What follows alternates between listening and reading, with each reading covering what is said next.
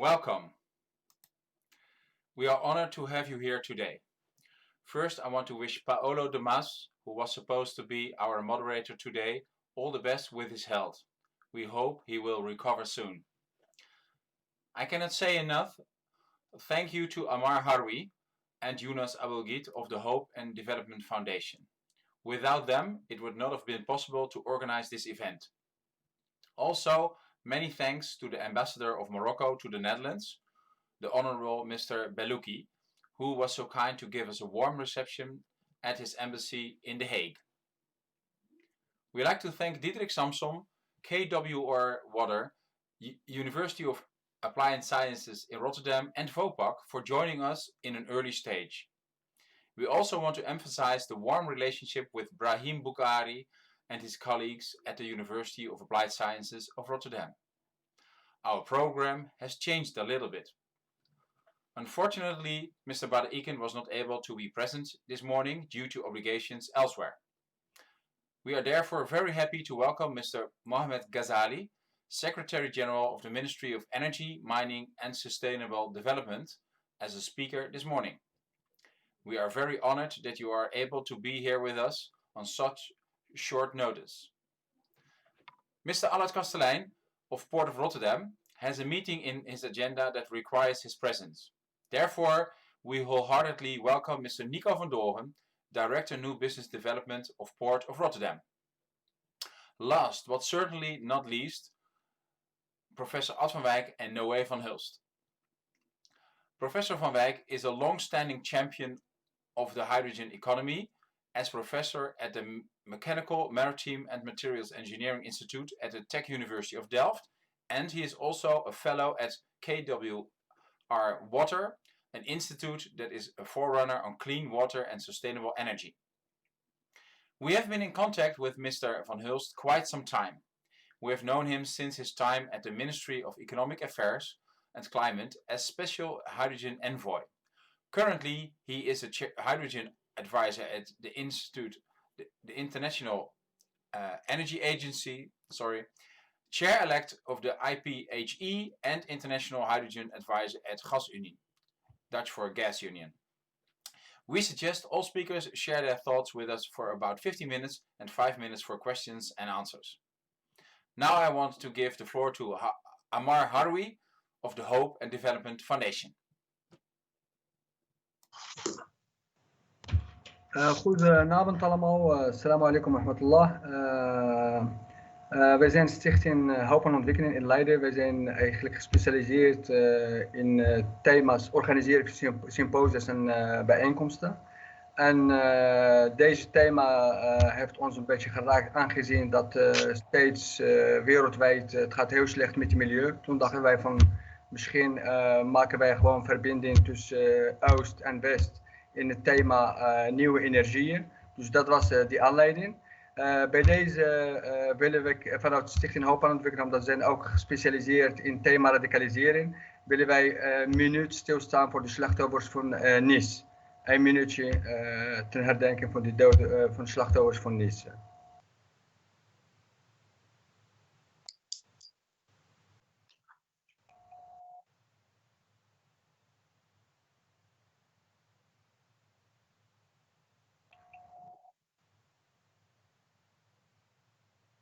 Ik zou zeggen van harte welkom en wij hopen met deze bijeenkomsten een aanleiding om verder naar goede toekomst, voornamelijk het milieu.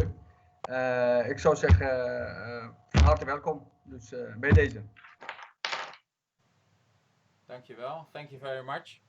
This is a good moment to welcome Mr. Nico van Dooren of the Port of Rotterdam. Welcome and thank you very much that you are able to be here with us this morning. We'd love to hear from you, your thoughts on the matters of hydrogen in the Port of Rotterdam. Can you share your PowerPoint presentation with us? Yeah, I think that should work. So let me try. Yeah.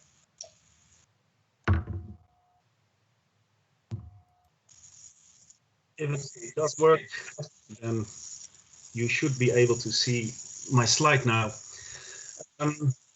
So let me start.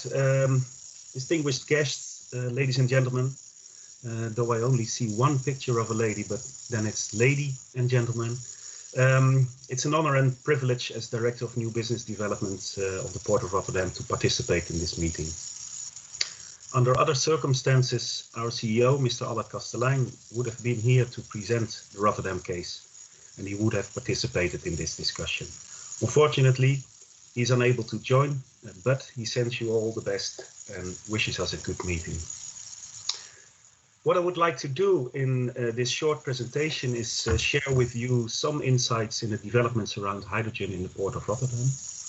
And to the best of my knowledge, I believe that these developments could take the relationship between the countries of Morocco and the Netherlands, and then the Netherlands as part of the European Union, to a new level.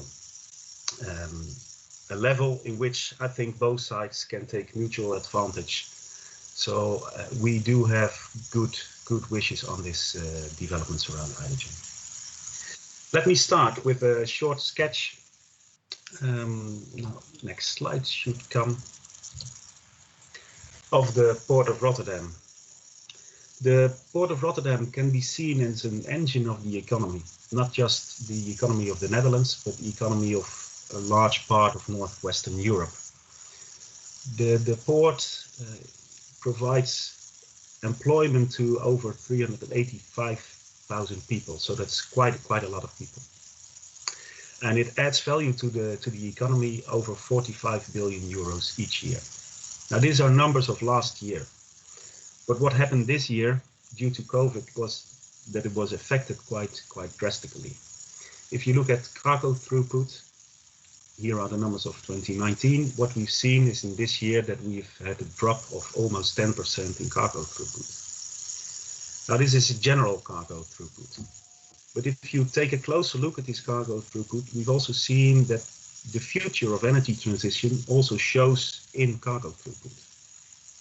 For instance, the coal throughput has dropped much more than 10%, almost 30–40% of drop in cargo throughput for coal. Now that is one effect already of energy transition, because we've had a sunny and windy year so far. Today it's rainy, but almost the whole part of the year was sunny and windy. So the share of renewable energy was quite higher than it was the years before. And therefore coal throughput went down. So already today we see a lot of effects of energy transition. So these are the numbers of today, but how did we get here? How did we get to becoming this engine of the economy? This map shows you the development as port that we've went through in the last centuries. And I won't go into detail in all steps that we've been going through, but one issue, one element is key in these developments, and that is that we've always had a good competency in forward planning. So if you look, for instance, and I hope you can see my cursor on the screen, if you look, for instance, in the periods that we've had just before and after the Second World War, you could have seen that in these areas the developments around fossil feedstocks took off. Here are the large refineries in the Rotterdam area, and they were developed well before already the Second World War. So well before fossil fuel really took off in the economy. Then in the late 50s and early 60s, the developments around petrochemical industry took off. So once again, at the start of the wave of developments in petrochemical industry, Rotterdam started with developing its industrial area in the port. If you then go to the 60s and 70s, we see this large share in the port, and that was an area in the port where there was much more focus on import of energy streams.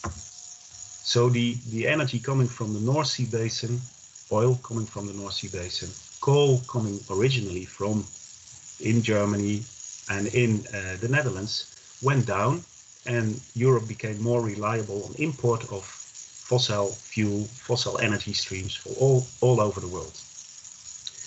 So the port anticipated in developing quite early a large area for import of all these energy streams. We then move on to the 70s until now. We've seen globalization in cargo streams taking place. So we had a focus on containers, and that's much more in the newest land reclamation. Now we are at the moment in a junction in time where we see that we are moving away from fossil feedstock to new feedstocks. So what we did was 5-6 years ago draw a large strategy on how to deal with energy transition and feedstock transition. And once again, I won't go into detail of all parts of this comprehensive strategy, but one element I would like to take out for the discussion of today, and that's the element of hydrogen. Hydrogen is a very important part of the energy transition as we see it for Rotterdam. So what we did was draw a strategy around hydrogen, and this strategy is summarized in this infographic. If I start really small in the port, then one of the elements that we're working on today is the development of a hydrogen backbone. This is a pipeline running all the way through the port. It's this white pipeline, and it is supposed to connect supply and demand in the port. Demand, what we think will come from hydrogen as a transport fuel, so for running trucks and driving inland barges. But really important also is the supply that we see and the demand that we see coming from Germany and other industrial parts in the Netherlands and in Belgium. So there needs to be a good connection with the German hinterland. Now, where does this hydrogen come from? This hydrogen could be made quite close, because we are developing offshore wind in the North Sea, and we believe that this offshore wind, which generates electricity, could be used to create green hydrogen. We also have developments around blue hydrogen. So coming from refinery gases, the carbon can be taken out, and then you get clean hydrogen which you can use.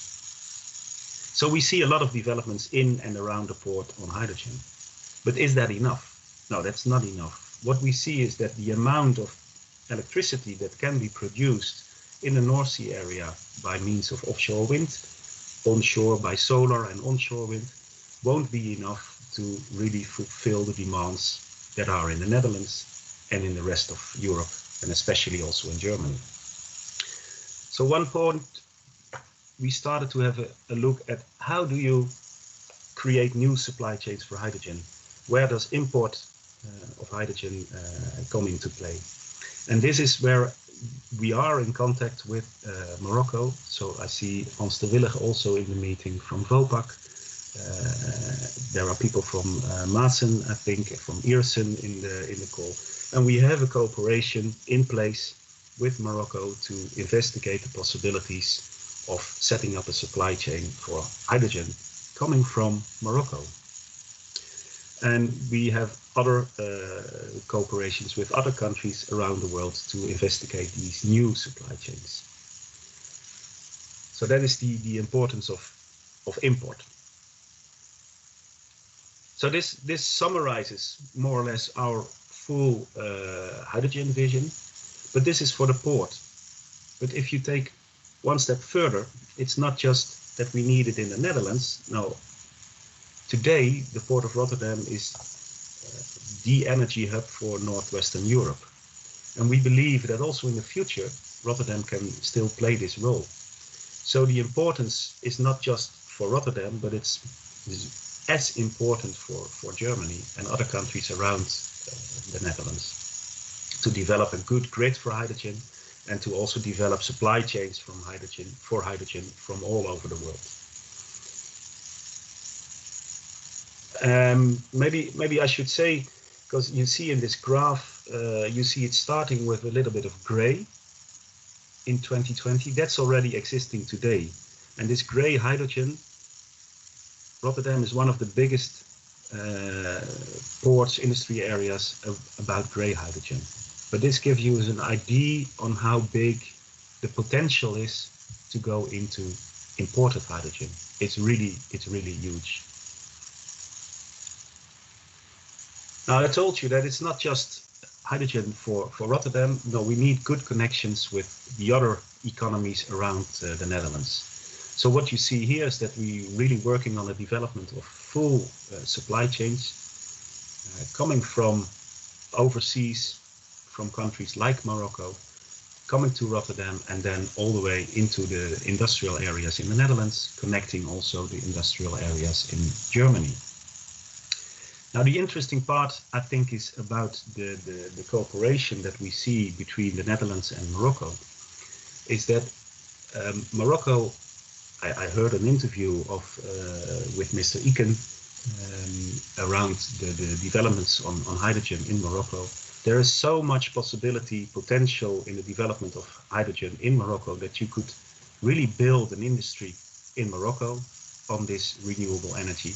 But you also could play a role in exporting these renewable energy sources to other parts of the world. And I think that's one of the key elements also about renewable energy, whereas coal and oil were really concentrated on places around the world. These new sources of renewable energy, they are more spread around the world.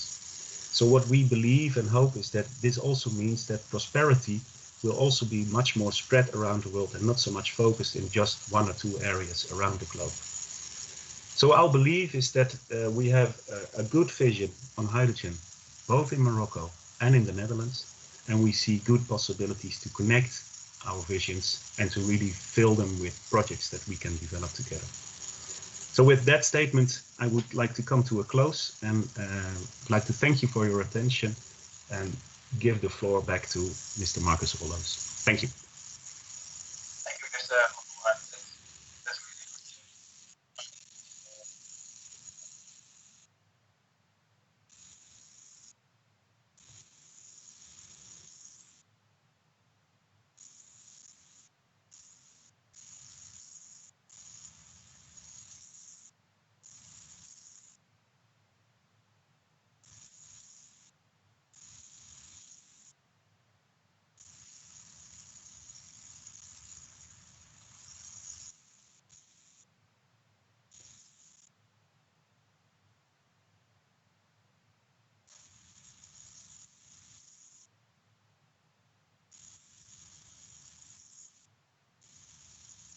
Paul, you're on mute. Ja. Kan de presentatie worden gedeeld, Nico? Het ziet er erg interessant uit. Sure, that's no problem to share the slides. Oké.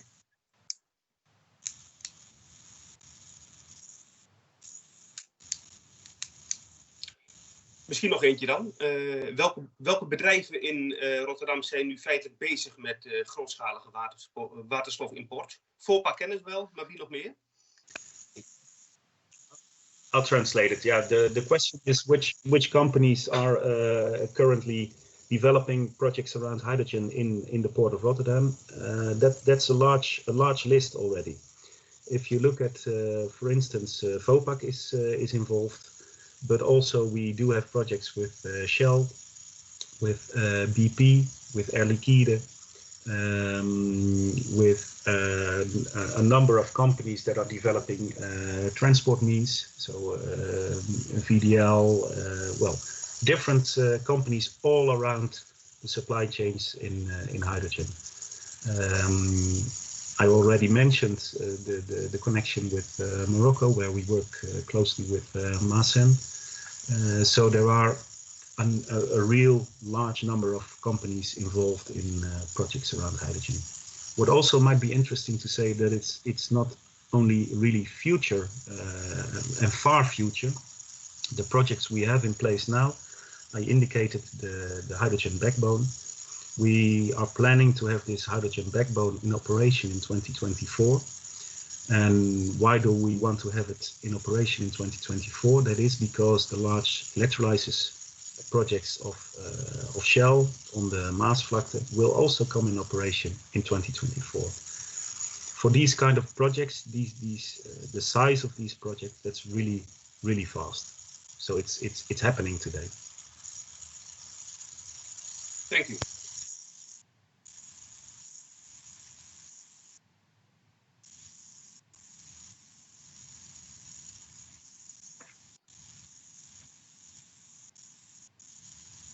Nee, niet. Nee, ik heb geen vragen meer. Ja. Yes, thank you very much. Thanks for your presentation. Very actually impressive. More than 600 development of the port of Rotterdam. More than 85,000 employees. More than 45 billion revenues on a yearly basis. These are all very impressive numbers. And I could imagine that there is a lot of know-how, expertise that others can also learn from. You mentioned the collaboration with Morocco, especially on renewable energy, hydrogen to be specific. And I'm very curious if there are other ongoing collaborations in other domains or related expertise. Because I do strongly believe that with such bilateral collaboration, there will be always opportunities to learn from each other, and to learn from fields and experiences that Rotterdam has, at least in this case, when it comes to the harbor of Rotterdam. Yeah, good question. Thank you. At the heart of our strategy around energy transition, but also at the heart of other strategies that we have as port on digitization, there is cooperation. We believe that developing these kind of projects can only come from working together. And in this cooperation, sharing of knowledge is key. So what we really like to set up, and we do that in all kinds of projects, is to set up a knowledge-to-knowledge cooperation, a business-to-business cooperation, and a public cooperation. So in this we can share our knowledge, and that sharing can be both ways, because I'm really impressed with also the knowledge that we see in Morocco around renewable energy. So I think that combining the knowledge on both sides can give us both advantage.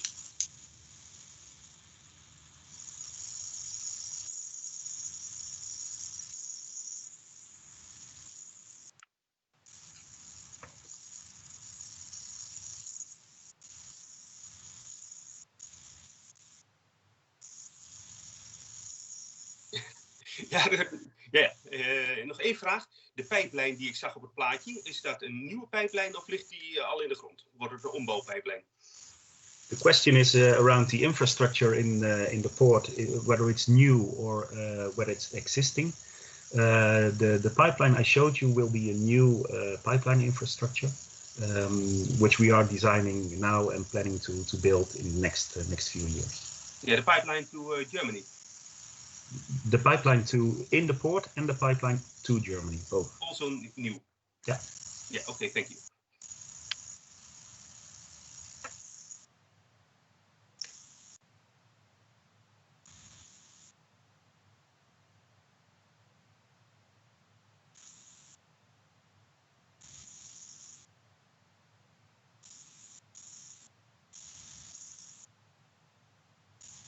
Yeah, I can.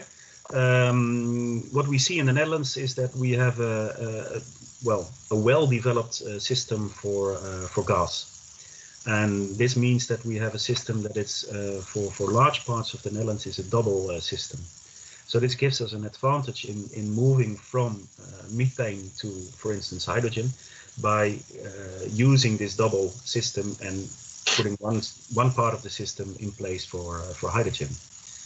Together with Gasunie, and this is more Gasunie than we, there is an infrastructure plan for the Netherlands developed, and that is what you are referring to, is a large national grid for hydrogen. And the graphs I've shown you are additions to this national grid that Gasunie is planning to develop.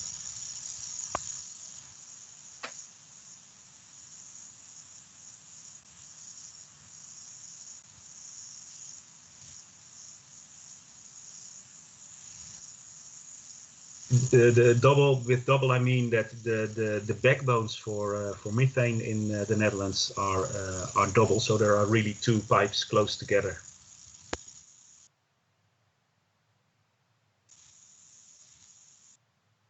Yeah, but I think that we have a guest in our panel that can tell you much more about that, and I see him in the middle of my screen. It's Wijk. He will come to that later, I guess.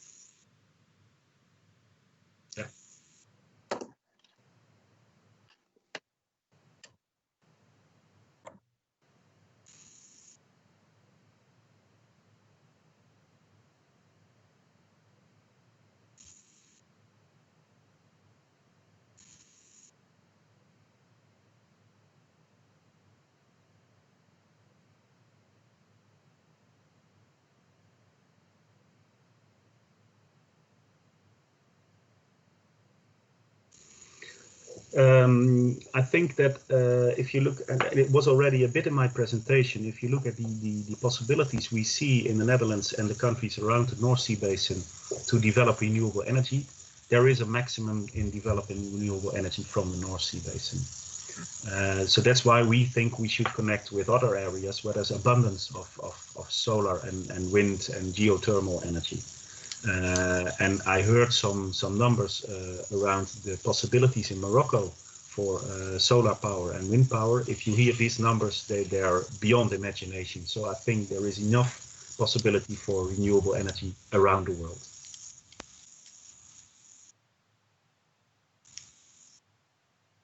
Yeah, I guess so.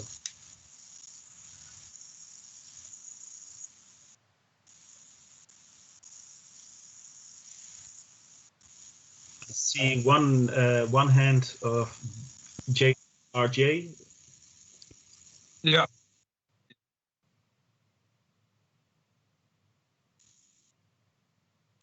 This is Jeroen Rodenburg. You hear me? Good morning to all. You and the other participants might have wondered who is this JR?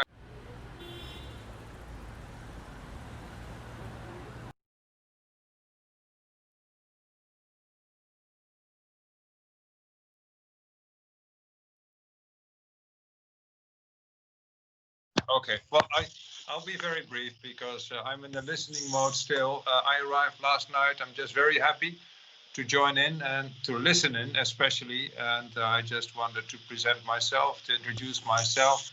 I'm the new ambassador to Morocco, the Dutch ambassador, very keen on contributing to this very important collaboration in renewable energy, hydrogen, and you can count on us. Luc is here as well, of course, but you can count on me as well. I've always been very active also in this field.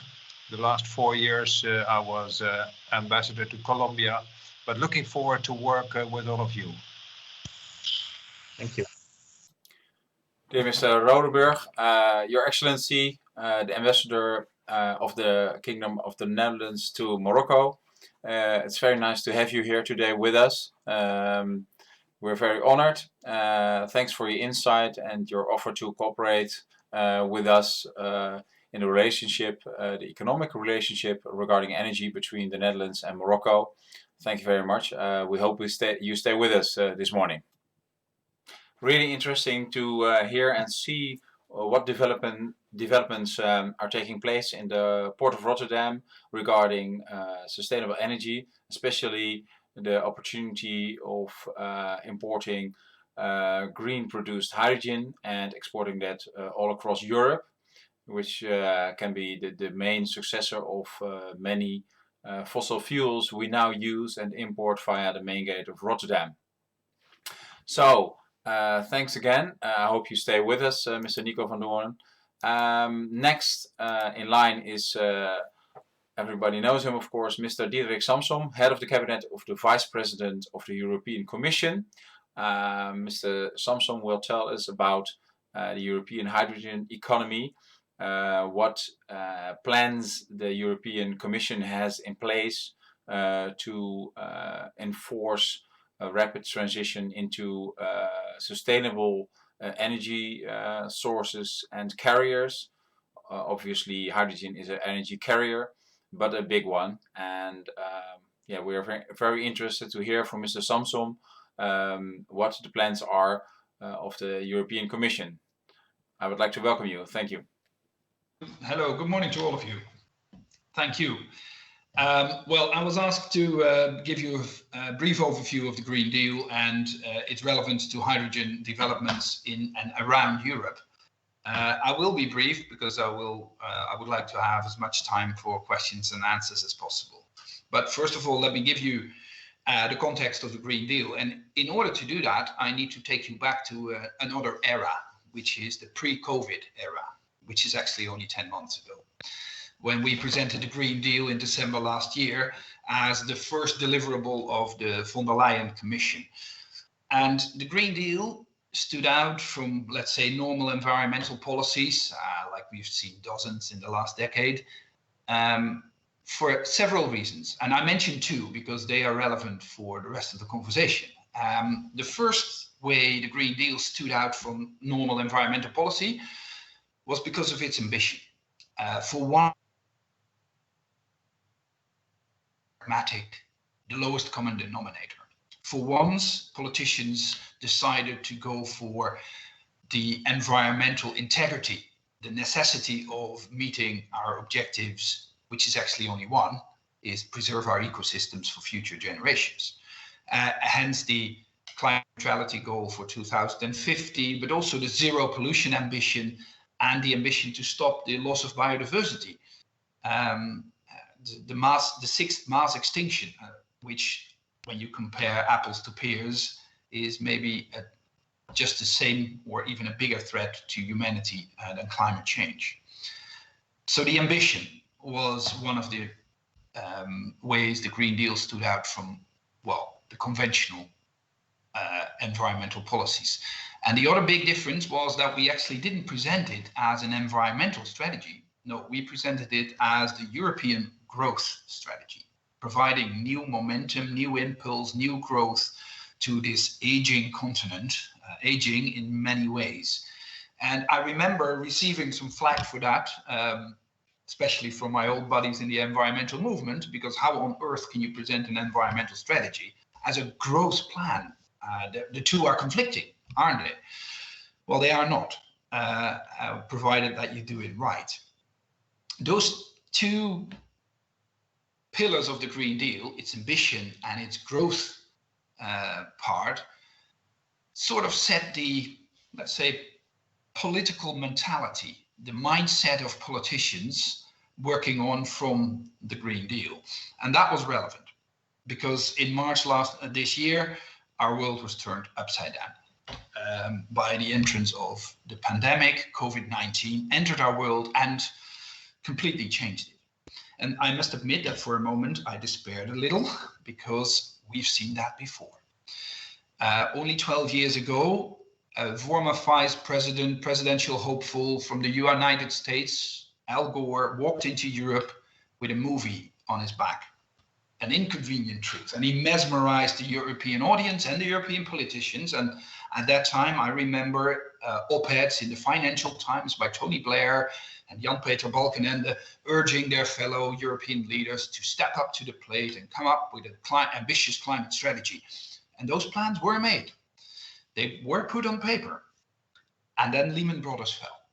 And we entered the world of the financial crisis, and we haven't heard a lot anymore about An Inconvenient Truth. Only a few people know that there was a sequel made.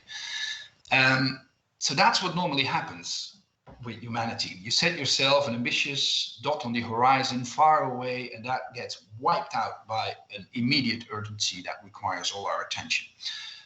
So there we are, we're in March, and I feared histoire would repeat. The history would repeat itself.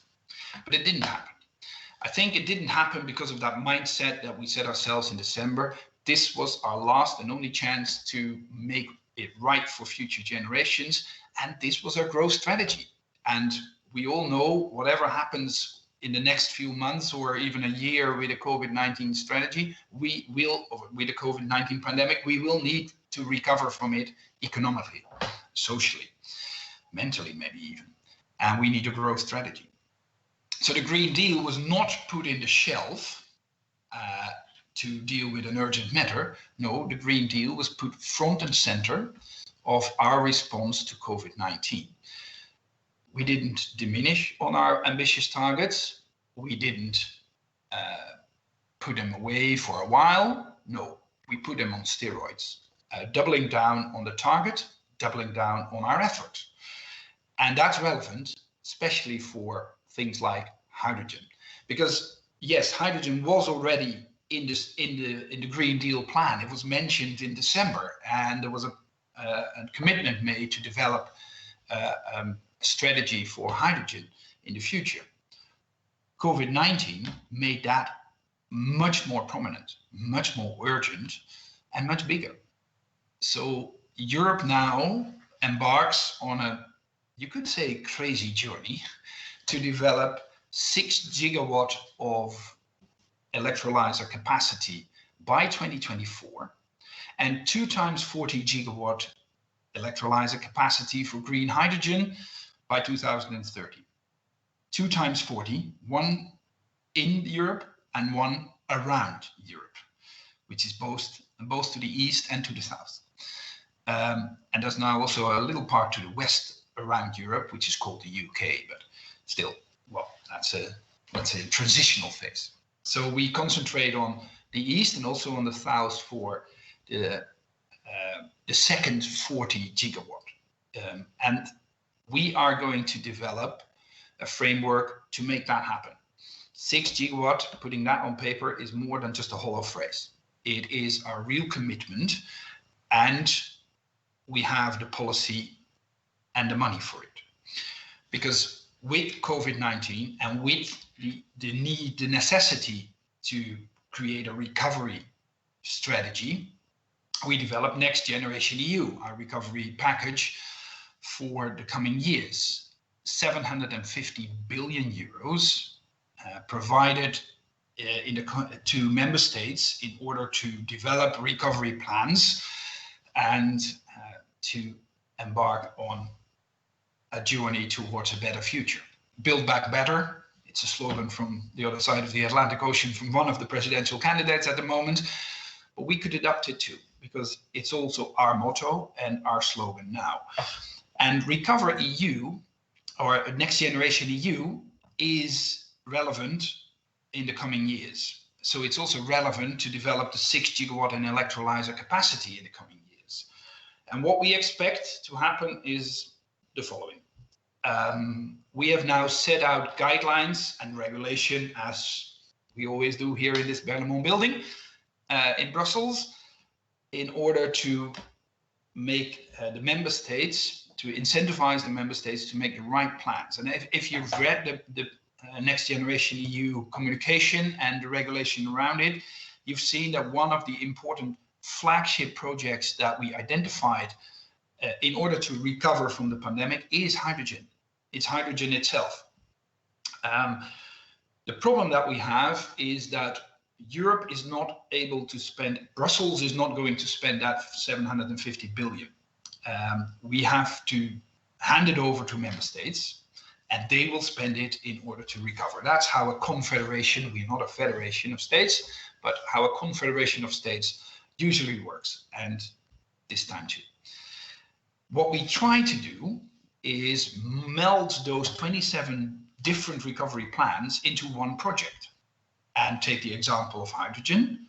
What we try to do is get 27 recovery plans, take the chapter for hydrogen out of those 27 plans, and those 27 chapters should be one project, one big 40 gigawatt project for hydrogen. And here's my little problem for the Netherlands, because obviously people listening into this conversation think, well, the Netherlands will be a prominent part in that one European hydrogen plan, won't we? Well, maybe, but the Netherlands are at the moment not really going forward with anything that looks like a recovery plan. Actually, the Dutch government already announced that they will wait with delivering such a plan to after the elections and after the forming of a new coalition, which is somewhere in the summer of 2021. And you can imagine that a plan will only arrive in Brussels then at the beginning of 2022. And that's much too late.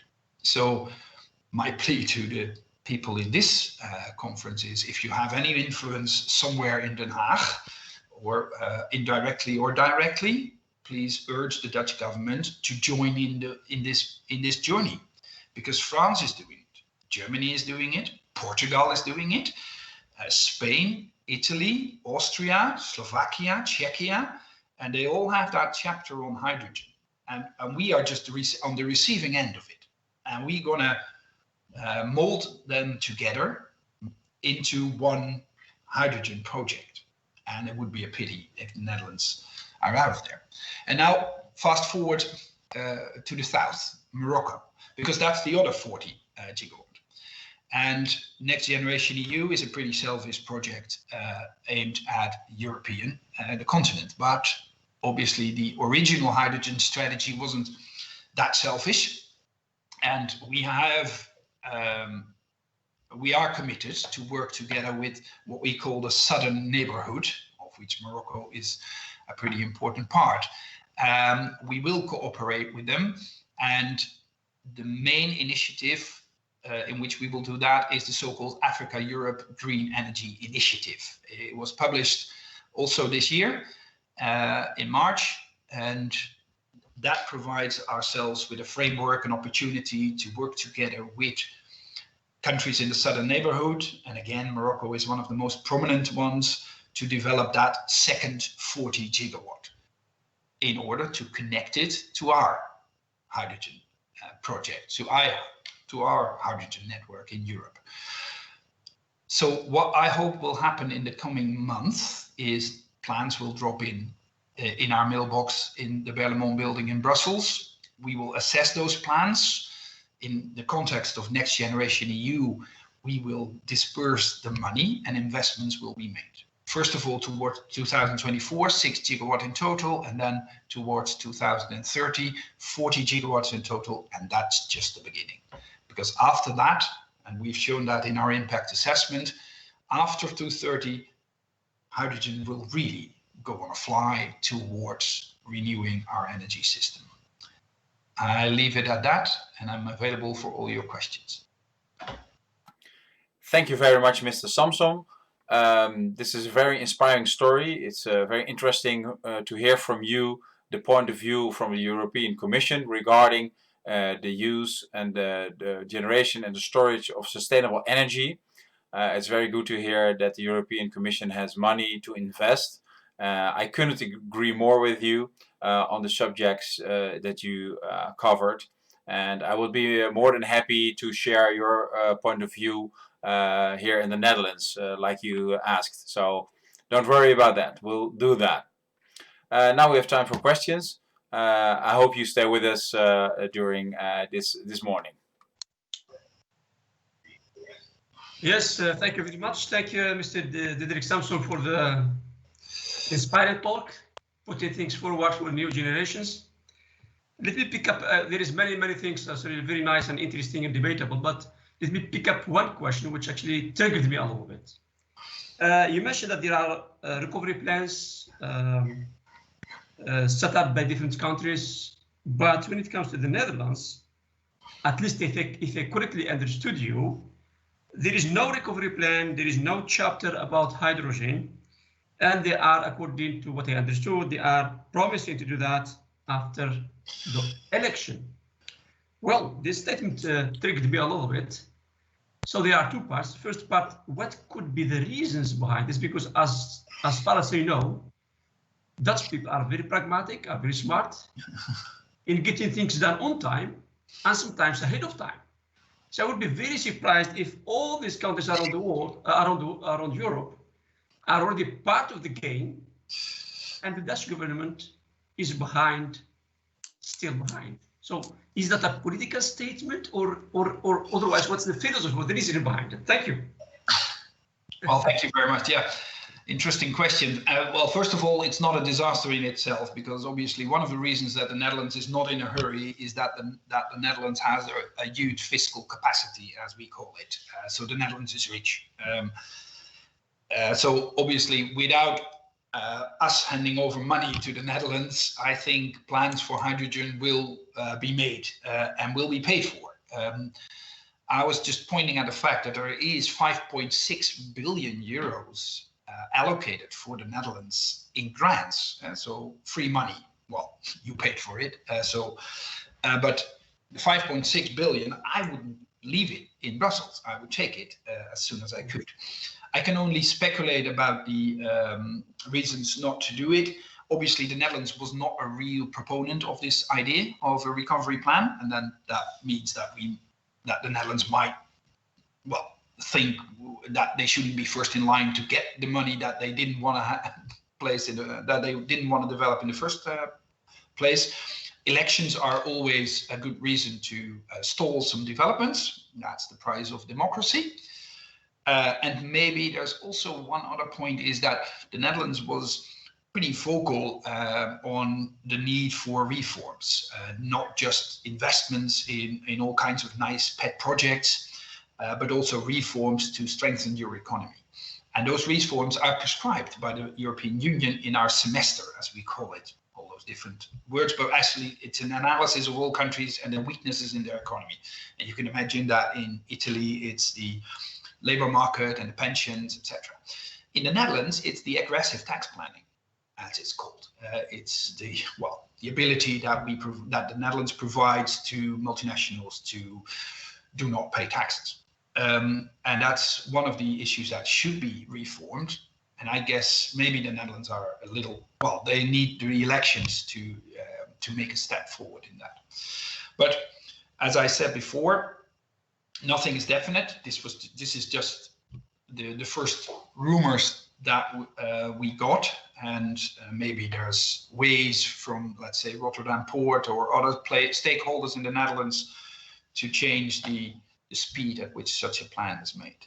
Again, it's quite a lot of money. Hydrogen is a prominent part of that in a flagship. Other countries are doing it too. That's, I guess, 3 very good reasons not to wait any longer. Thank you. Thanks for answering this really interesting question. Good to know that the hydrogen economy is really about economy and about our sustainable future. It's not about cost, but more about investing, which is a good thing, of course. And good to hear that we need science for that. It's going to deliver high-end jobs, a lot of jobs. So it's really investing in our ecology and economy. Good to know. We have a next question from Hans de Willigen of Vopak.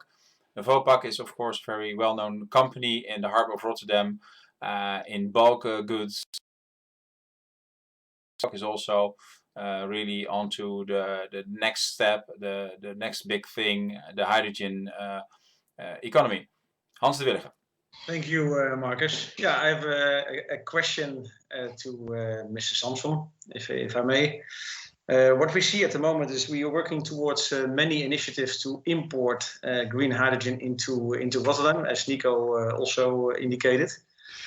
One of the things that we notice at the market and potential end customers at the moment is that there is more clarity on the CO2 and ETS system in order to make a judgment on pricing of green hydrogen.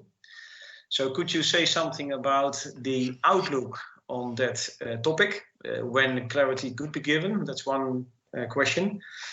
And the other question is that we also notice that most of the subsidy instruments which are currently in place, either on a regional, national or EU level, are particularly focused on those who are emitting CO2 at present and who could avoid CO2 emissions going forward.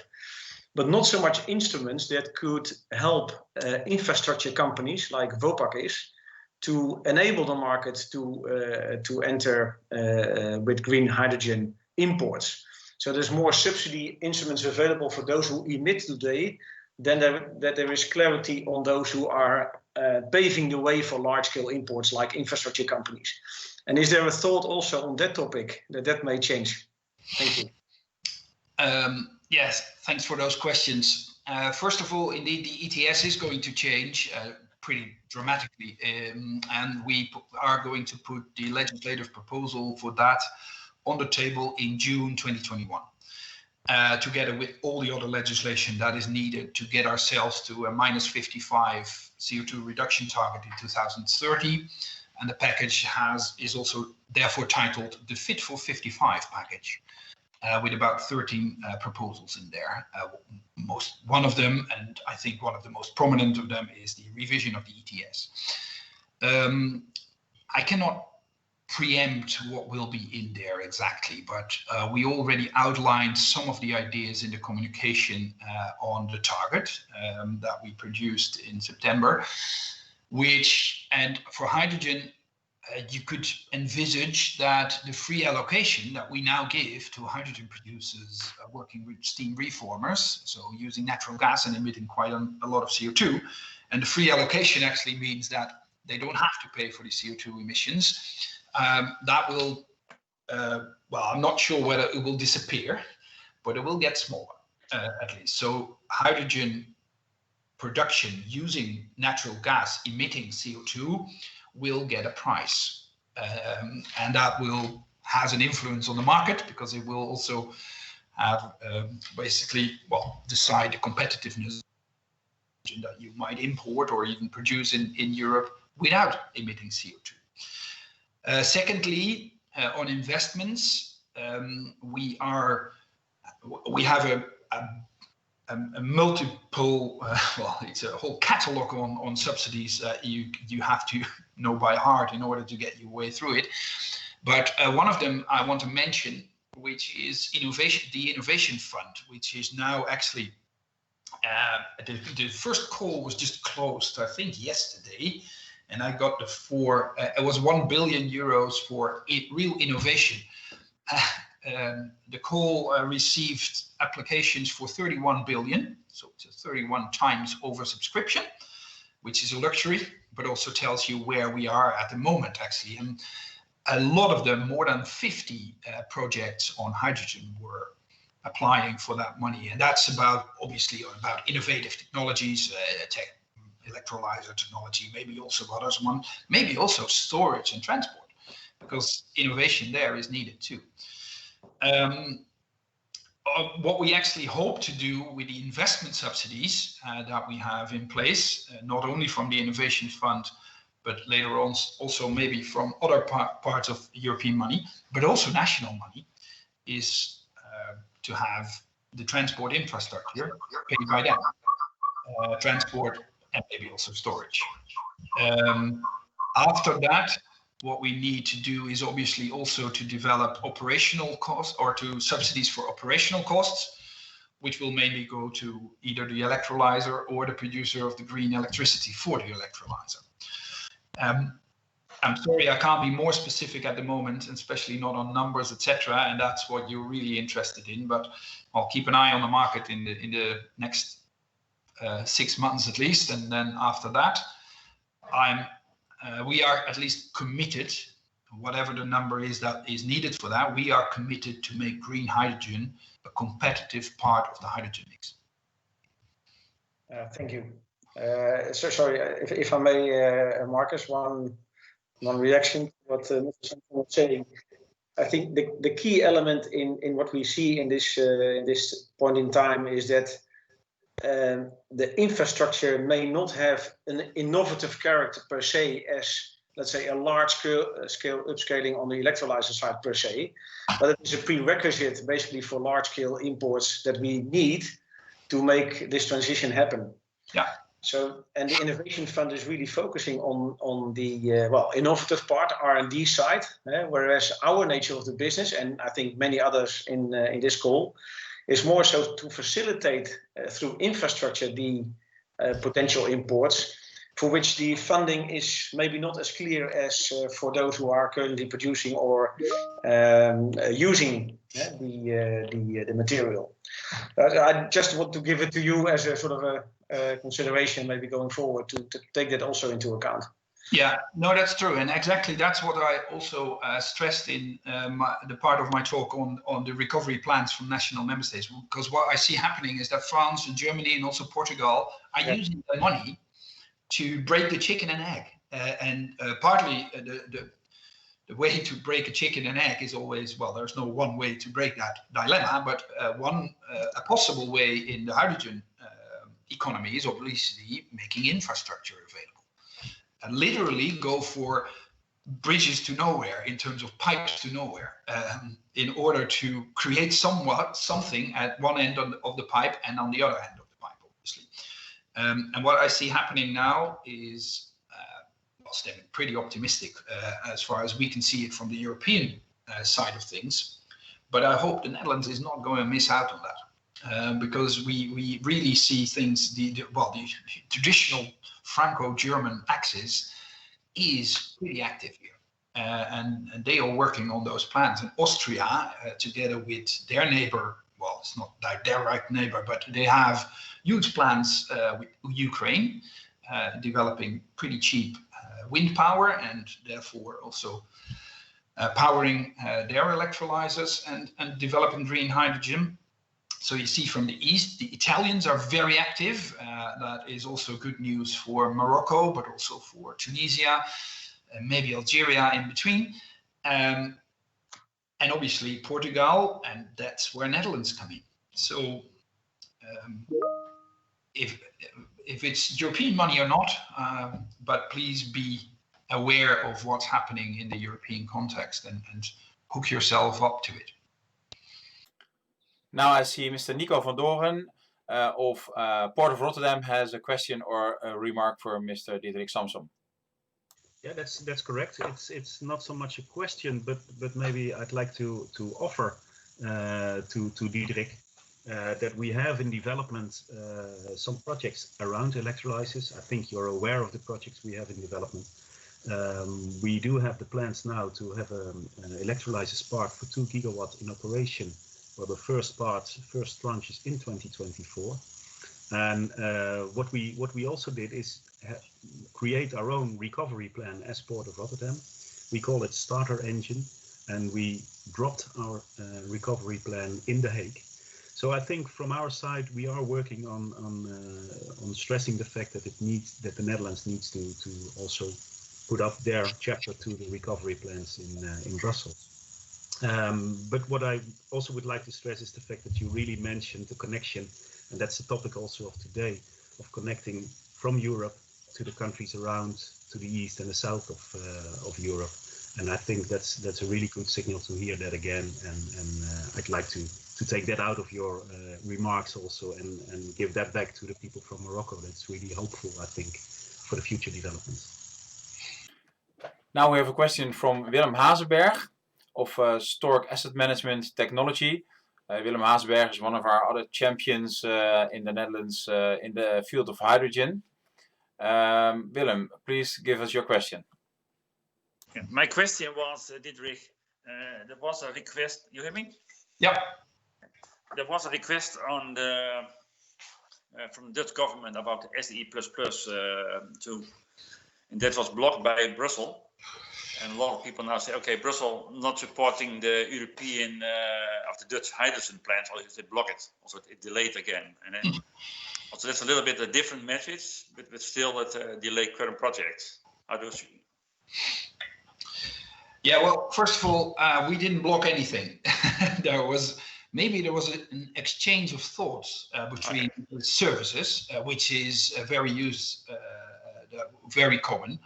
So the Ministry of Economic Affairs might have given a phone call to DG Comp, which is DG Competition here in our Brussels, which is the guardian of the internal market, and indeed the gatekeeper for state aid in order to preserve the internal market.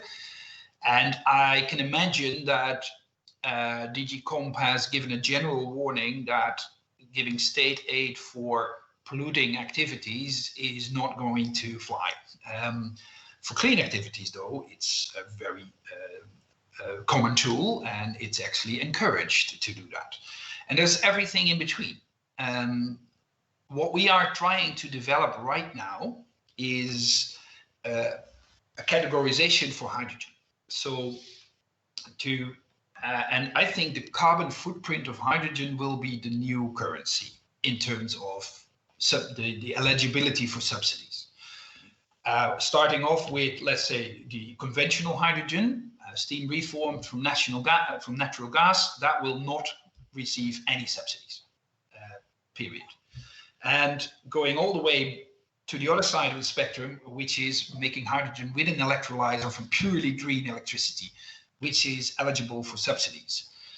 First of all, the green electricity is eligible for subsidies. That's already taken care of. And then obviously transferring that electricity into hydrogen might also have an added cost.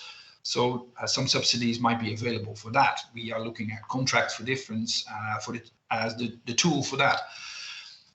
You can imagine that an electrolyzer in the first years might use partly green and partly gray electricity, which creates a carbon footprint that is sort of halfway between the two extremes. And there, your subsidy might be halfway between the two extremes. So I think there is not that black and white situation. There is a nuanced spectrum, because you can also envisage that steam reformers might have a future if they combine it with CO2 sequestration. And there you also have maybe subsidies available for that.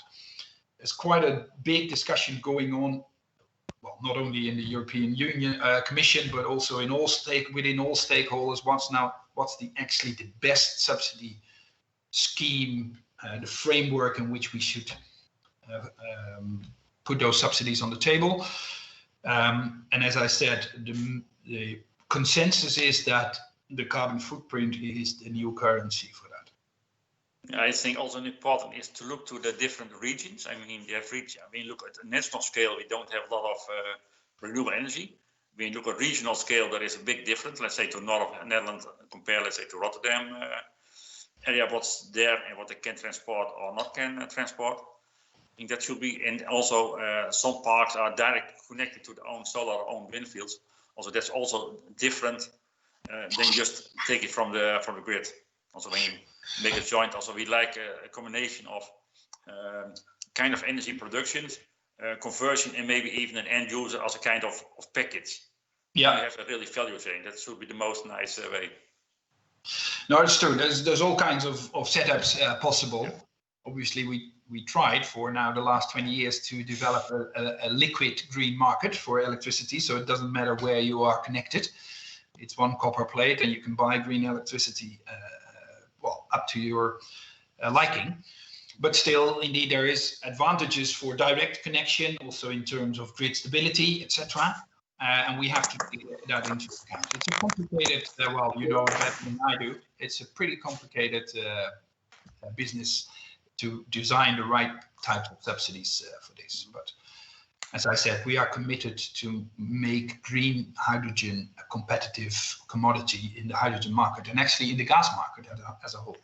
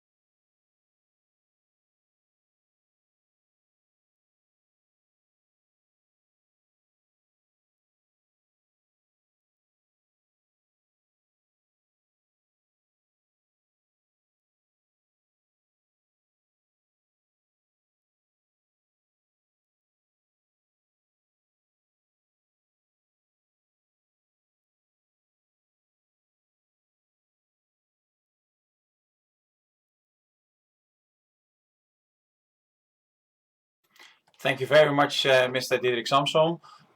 On behalf of the European Commission, thank you very much for giving insights in the plans of the European Union and answering the questions of the people here this morning with us. It's very nice to know that from all angles the hydrogen economy is being kickstarted. As you say, it's the chicken and egg. You have to break that problem.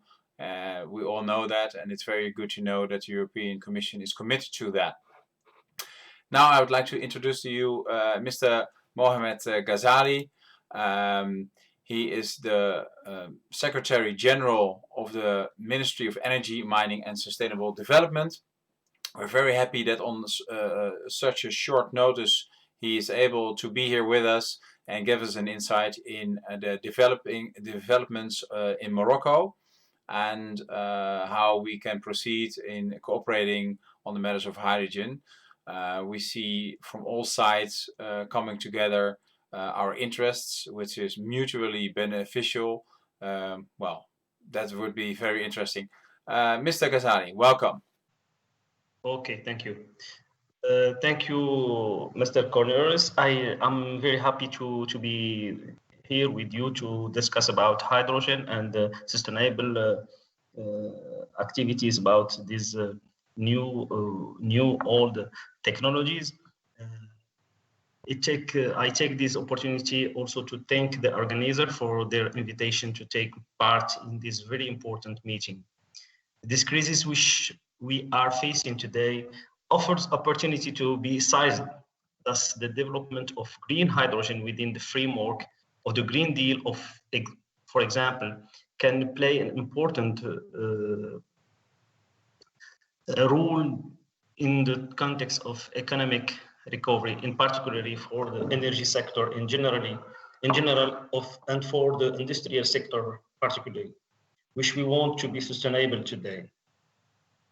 I'm very happy to hear Mr. Samsom to say that hydrogen or the Green Deal is the response of for this pandemic. It's a very important point that we can also develop and make big more and more.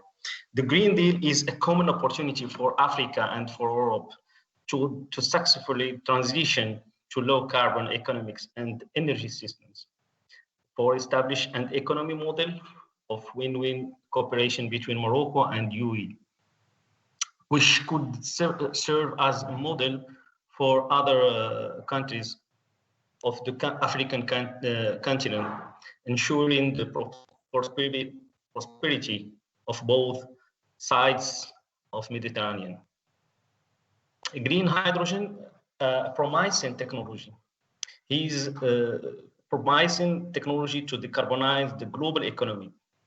Several studies have carried out and confirmed the social or socio-economic and environmental benefits of green hydrogen. Today, three essential factors have changed the situation and are in favor of development of this clean energy vector. First one, shared determination for the decarbonization of our economies. The second is the fall in the costs of renewable electricity. The third is downward trend in the cost of using hydrogen.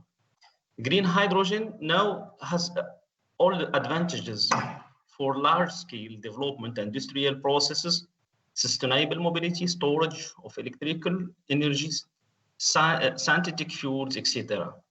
The volumes of green molecule necessary to decarbonize our industry and our transport are considerable, thousands of terawatt-hours.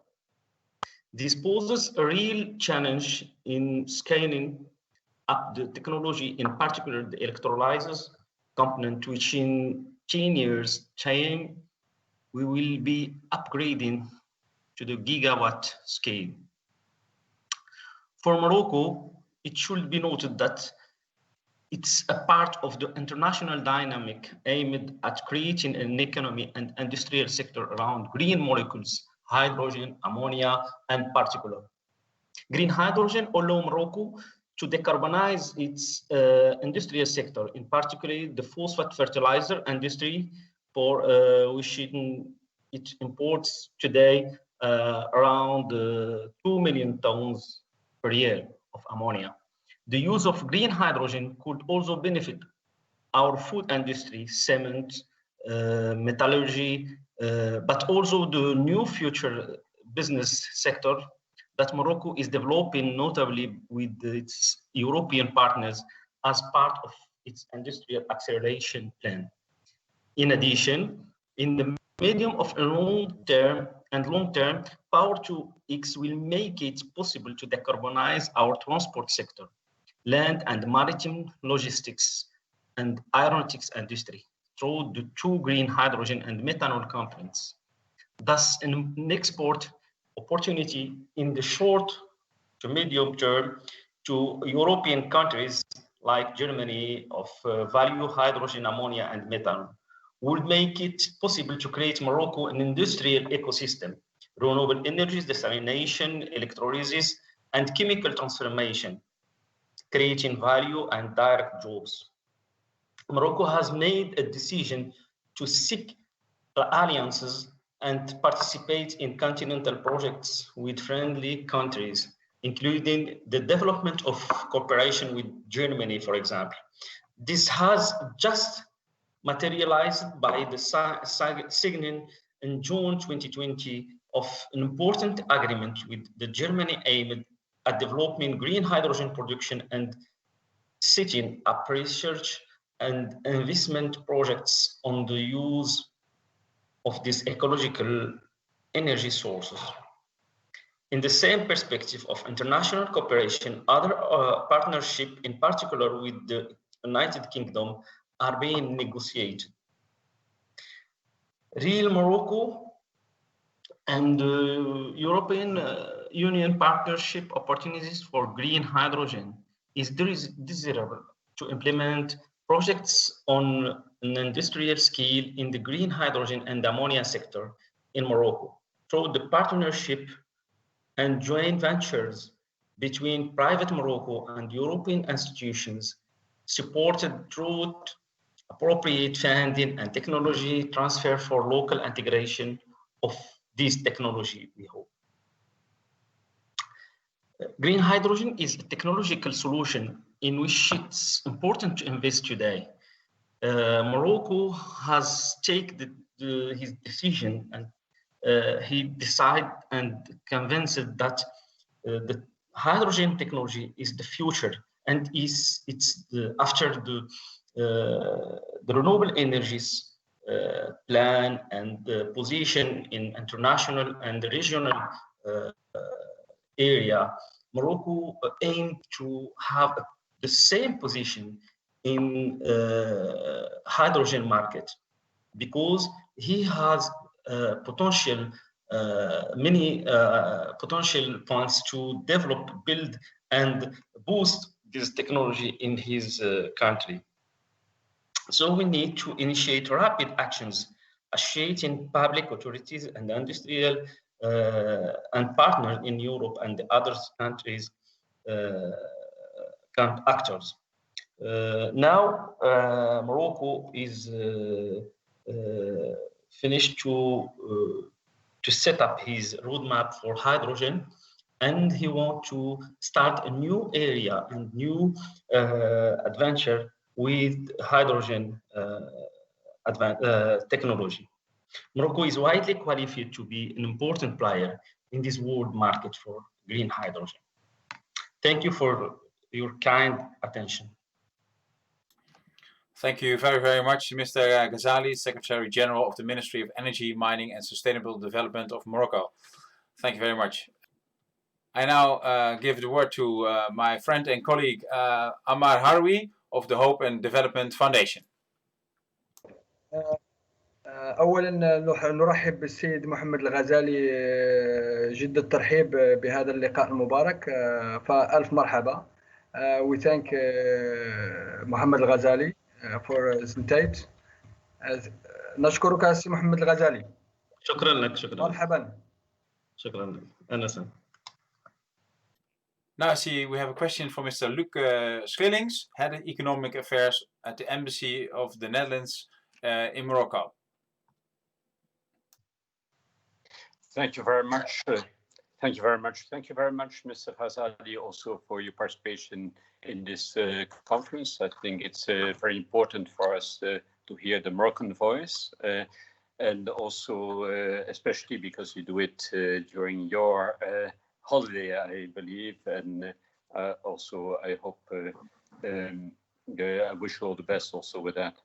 My question was about the form of the cooperation you think. You mentioned all the cooperation you have with Germany, and this conference is about the cooperation between the Netherlands and Morocco, and I believe there's already some steps were taken by the Port of Rotterdam and Hulst, and our Mr. van Dooren also elaborated on that.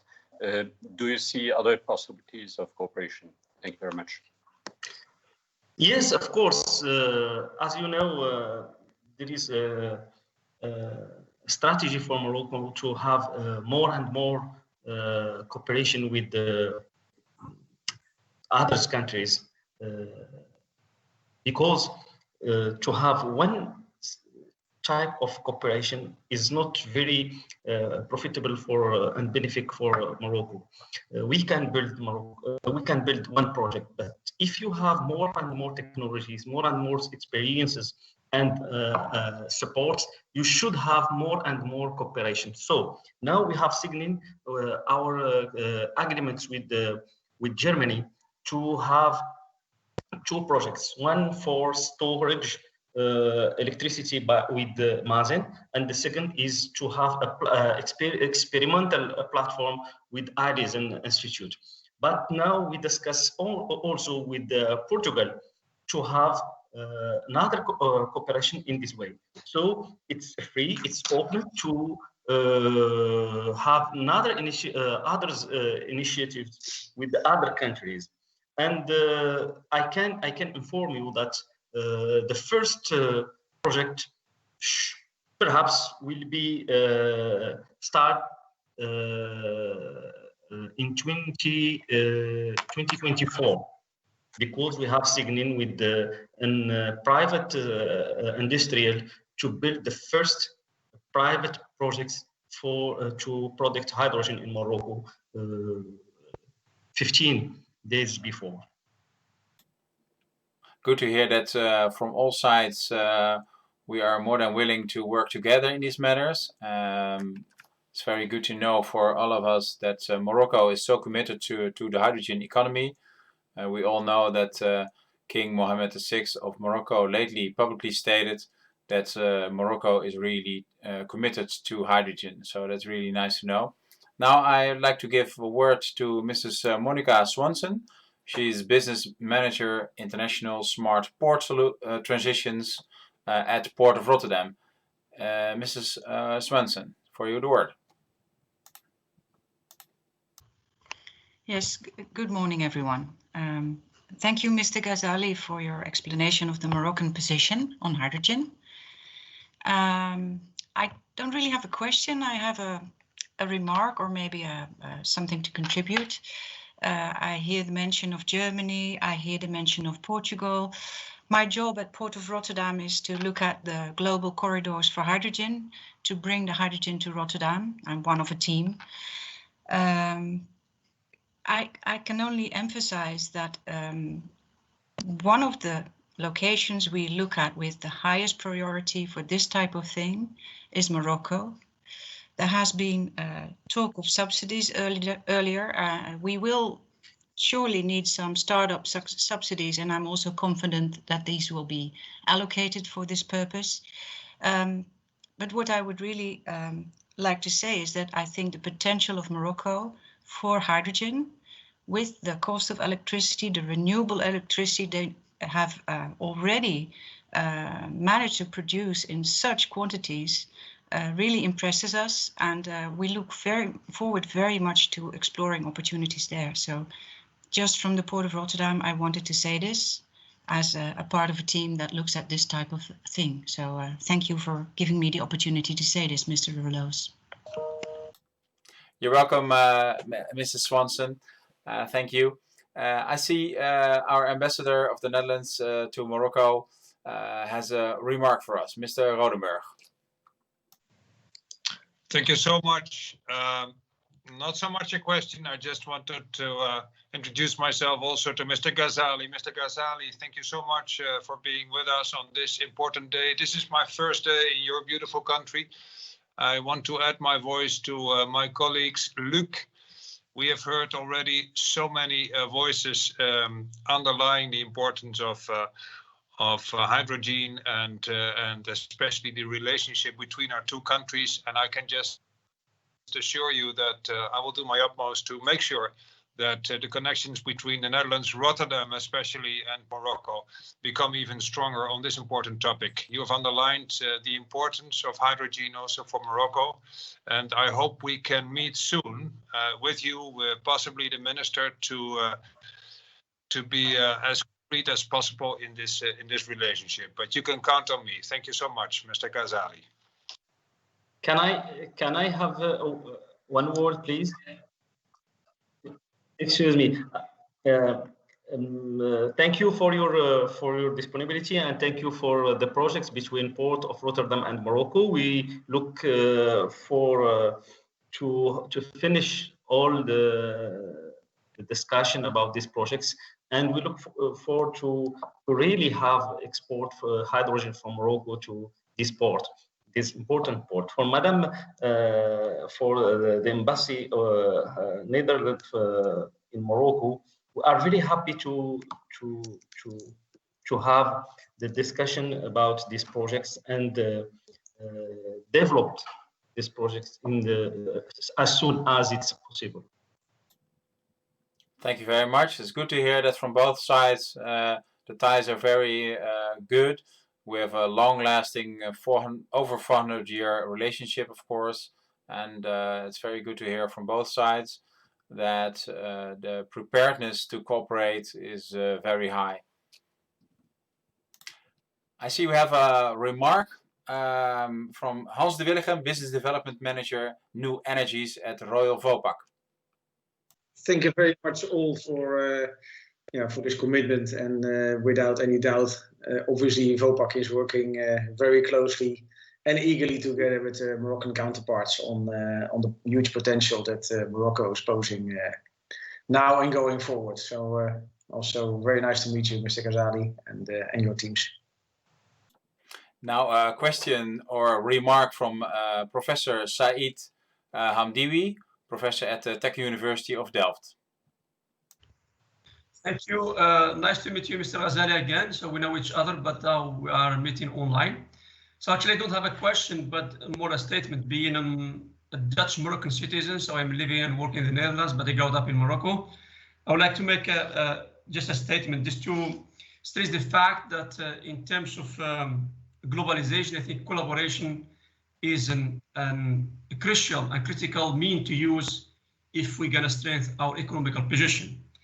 And therefore also sharing the knowledge, sharing, as we say in Dutch, sharing is multiplying.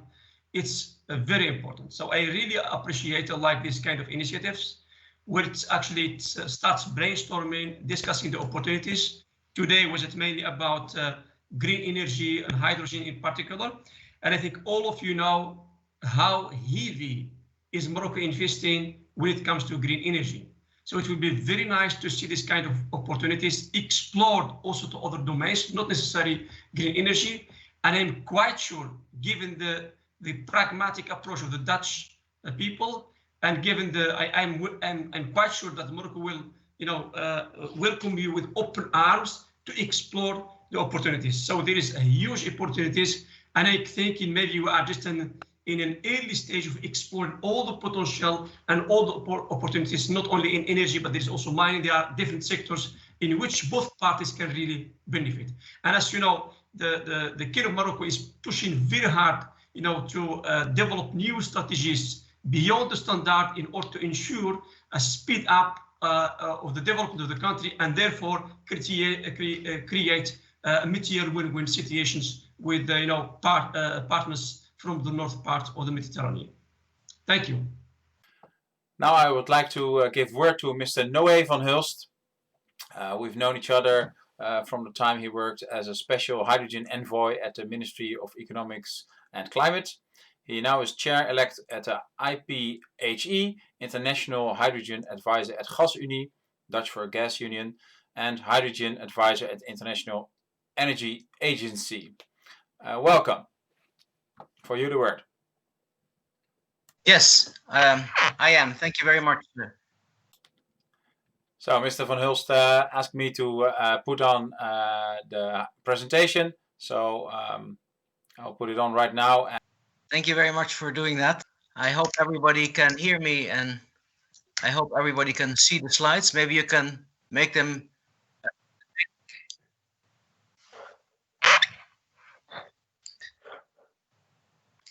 Okay. Okay, great. The next slide, please. So I want to take you a little bit around the world on what's happening on hydrogen, so that we can put a little bit into context everything that we have already heard about the exciting developments in hydrogen. So we've heard about indeed all of these countries that have launched strategies. Mr. Diederik Samsom already said a little bit about that, but of course that's not only in Europe, but that's in fact globally. We're talking also about Japan, about Korea, about Australia, where a lot of development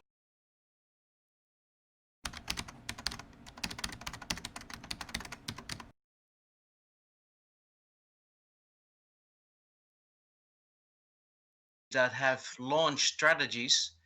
Mr. Diederik Samsom already said a little bit about that, but of course that's not only in Europe, but that's in fact globally. We're talking also about Japan, about Korea, about Australia, where a lot of development.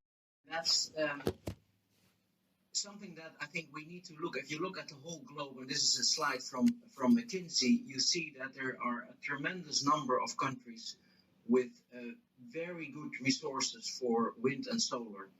And potentially you need to think in longer term that all of these resources can of course be developed for the countries themselves, but it also provides a tremendous potential for basically for exporting potentially green hydrogen to the demand centers in the world.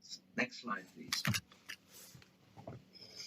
And these are, just some of the cost estimates that were made by McKinsey based on real company data that of companies on hydrogen that they are working with, of what the potential cost could be of hydrogen shipping around the world, from Chile, from Saudi Arabia, from Australia to demand centers elsewhere in the world.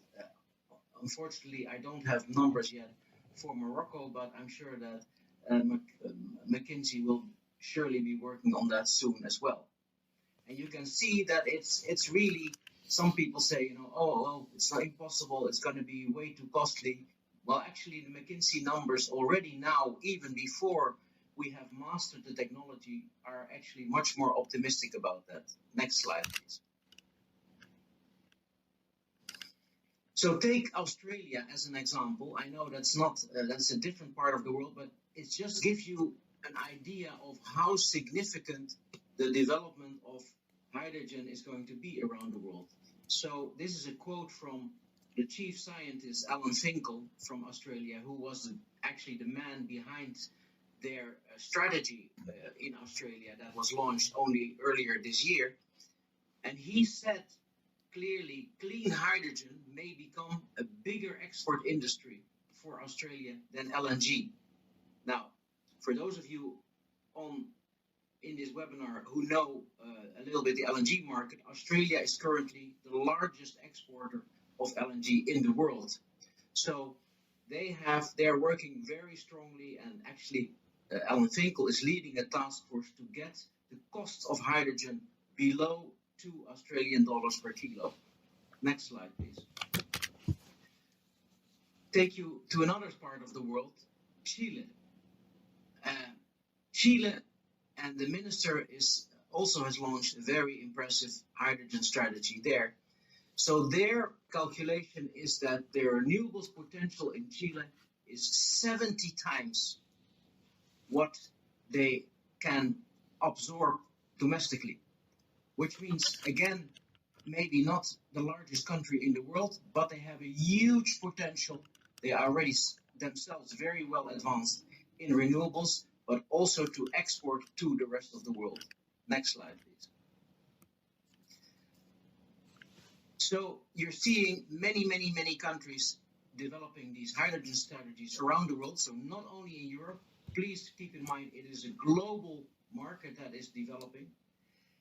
And I think that the boss of IEA, Fatih Birol, has made a very interesting comparison of saying, okay, so we're all seeing hydrogen and electrolyzers, but it's at the beginning, basically, of the scale-up that we need. And he makes the comparison that electrolyzers now are where solar and wind were 10 years ago. Meaning 10 years ago, nobody anticipated that solar and wind would be already so dominant as they are today. And the same might very well happen to electrolyzers if we put, of course, the strategies in place and if we develop the right appropriate policies. The next slide, please. So this is just to give you an impression of the many, and this is an analysis of all the hydrogen strategies around the world, was done by the World Energy Council, very interesting. And you see, it's also something to keep in mind, that it's not only a story of, like in Europe very much, of reducing CO2 emissions, it is also, as Diederik Samsom already mentioned, also developing new economy, fostering economic growth. And the same you see with those countries who think that they may become a major exporter, and I think obviously Morocco is also one of them, that is also a national development strategy. So it is many things at the same time. The next slide, please. So what are the targets of you, if you analyze all these strategies like the World Energy Council has done? You see a very strong emphasis on industry, so using hydrogen to help decarbonize industry, but also, of course, transportation. So the sectors that are very hard to tackle otherwise and to decarbonize otherwise. And within transport, there is a very heavy emphasis on heavy-duty transportation, so trucks, ships, but also even planes, as you've seen from Airbus, who is experimenting now with hydrogen in planes, and a bit less so in buildings, but of course also some of the countries that are hoping to build an export industry. Next slide, please. We're talking about very much a focus on green hydrogen, but also blue hydrogen in the transition phase is given place in many strategies of the country. So meaning like SMR with carbon capture and storage, like also in the Netherlands, UK, the US, other countries are looking at that. Next slide, please. So there have been, again, a lot of strategies, and please keep in mind that the story is not yet finished. Even more are coming. We know China, Russia, and also we know, of course, Morocco is working on this, and many other countries around the world as well. Next slide, please. This you have to click on a couple of times. This is the IEA. Please continue. The IEA just released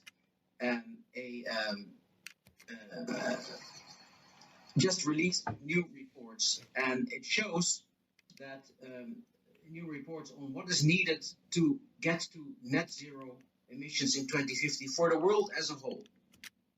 Now, if you look at the world as a whole and you see also what is already needed in order to have a chance to achieve net zero emissions, for hydrogen, a very important role as part of the energy mix globally to reach net zero emissions in 2050. But if we want to have a chance to achieve that, already in the next 10 years, we will need to ramp up tremendously. So you see here the numbers of for 2030 that we need already to achieve 30 from what is less than 1 megaton of hydrogen production now to 40 in 10 years' time. Next slide, please. You can continue, yeah. So this is what you can see here, and if you click a couple of times, these are busy slides, but this is what you see here in the just released report from the IEA, that you can see that in their sustainable development scenario, the hydrogen demand needs to grow 7-fold compared to what it is now, and it has to penetrate in other sectors as well. The next slide, please. So there's a huge challenge there for all of us to ramp up their production.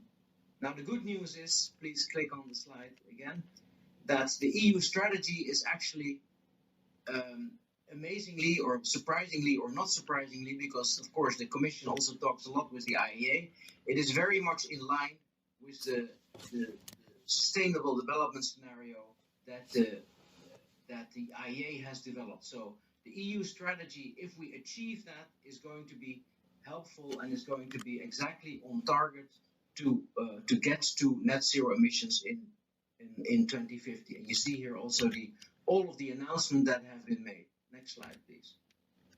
Yes, can you go? Yes. So, but the only caveat that I would say is, yes, the EU, if you look at it globally, certainly on low carbon hydrogen, is leading the way. There's a big but though. Of course, it assumes that we really achieve these targets.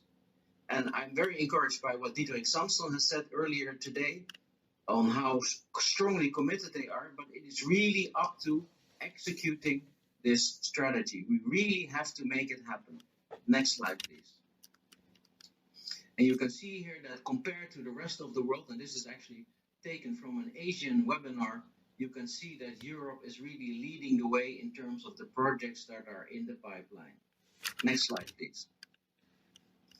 You see here again McKinsey numbers of how the expectations of what is being realized are indeed evolving through time.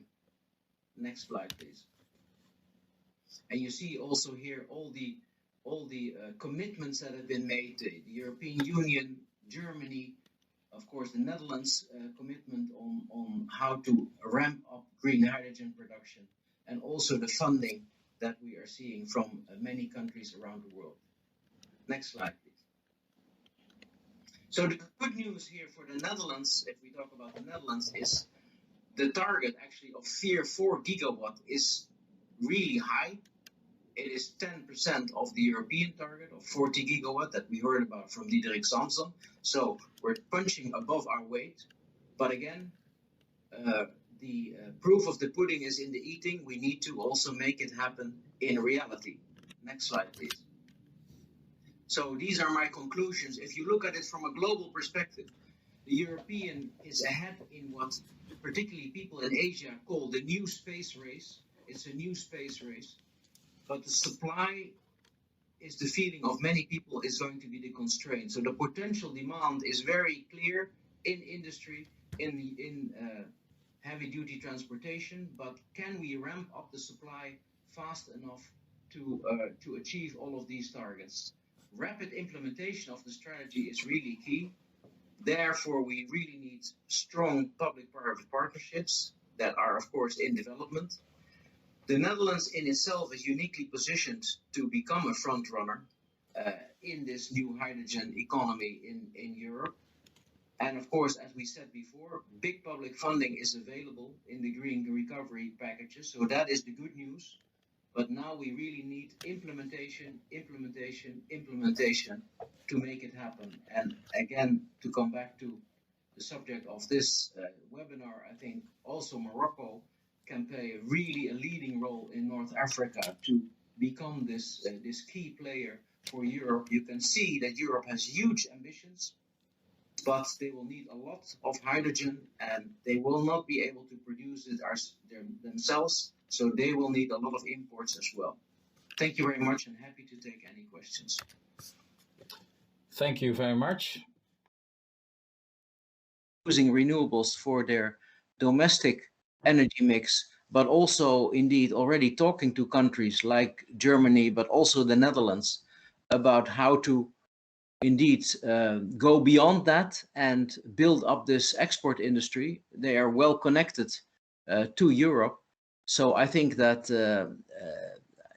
again, I think they can play a major role. And I think that we all need to be working together to make this happen, including, you know, the financial institutions that I have not mentioned, but we need to focus our banks, the European Investment Bank, and all of the European funding that is there for connecting Europe with North Africa. We all need to mobilize this, I think, to make it happen. So I think the potential is really there, and it would be a shame and a pity if you know, for some reason we are not able to do that, and then, you know, the hydrogen will be imported in larger quantities from even countries and continents further away, when we are not using relative, you know, big potential of regions that are so close to us.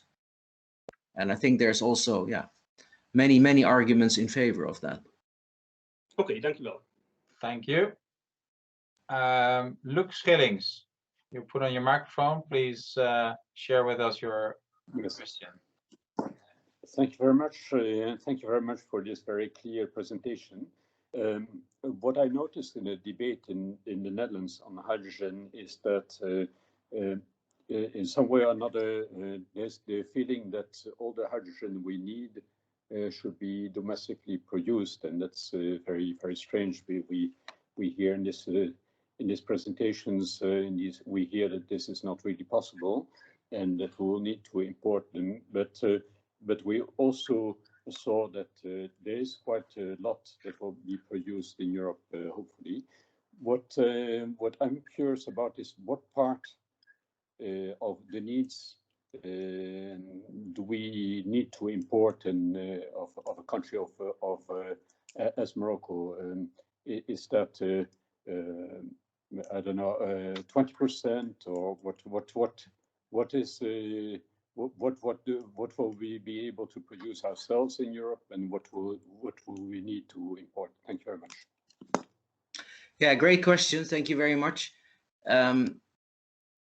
It's of course very hard to sort of to project and to predict, because it all depends really on, you know, are we successful in ramping up also the and in mobilizing concretely this demand for clean hydrogen. So I mean, people that say, you know, we should be all producing it domestically, I mean, they could be right, but they can only be right if it stays very small. If it stays very small, yes, we can produce it locally. But if we are successful, if really industry will start using clean hydrogen, both blue and green, and heavy duty transportation, the volumes are so big that we will never be able to produce it alone. I mean, I think I saw a number, and I'm quoting it from the top of my head.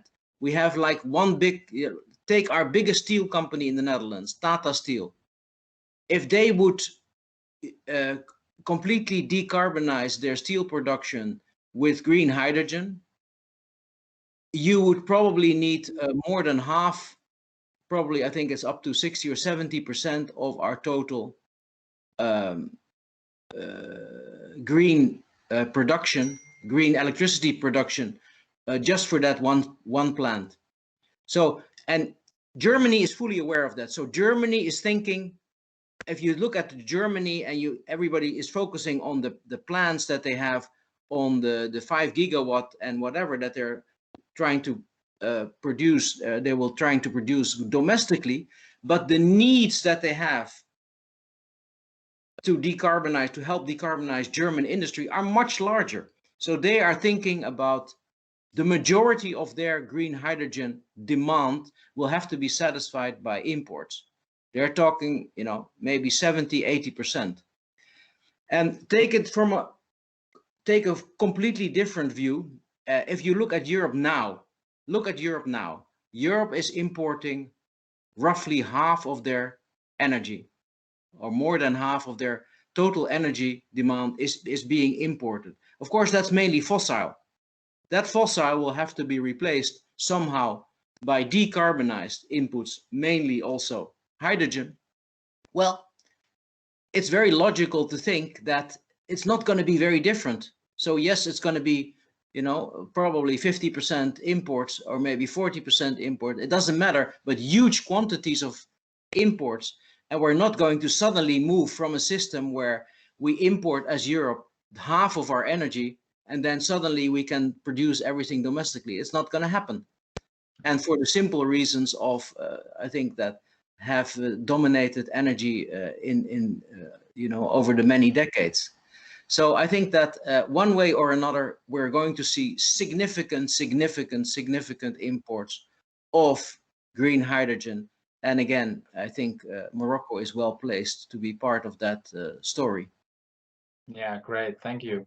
Mr. Ghazali, please put on your microphone and share with us your thoughts. Yes. I would firstly I want to thank Mr. Noah van Hulst for his intervention, clear and very important data in this intervention, and I want to to say that there is 2 points. First one, Morocco is not only the big potential to produce hydrogen. Morocco is ecosystem. And when you are at 14 kilometers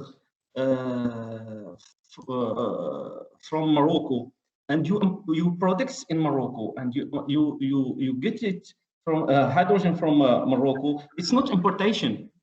It's a collaboration, it's cooperation, it's a huge build together for products from hydrogen. And in 1997, one of European responsibles said that Morocco is producing in Morocco is a solution for competitivity of Europe and stability for the industry of Europe. It's the same now with hydrogen technology. We have ecosystems. We have a good relationship between Morocco and Europe. We can products as low cost in Morocco, so we can build this alliance to have technology for hydrogen between Morocco and Europe. Thank you. Yeah. Thank I you agree. very much. Certainly. Great.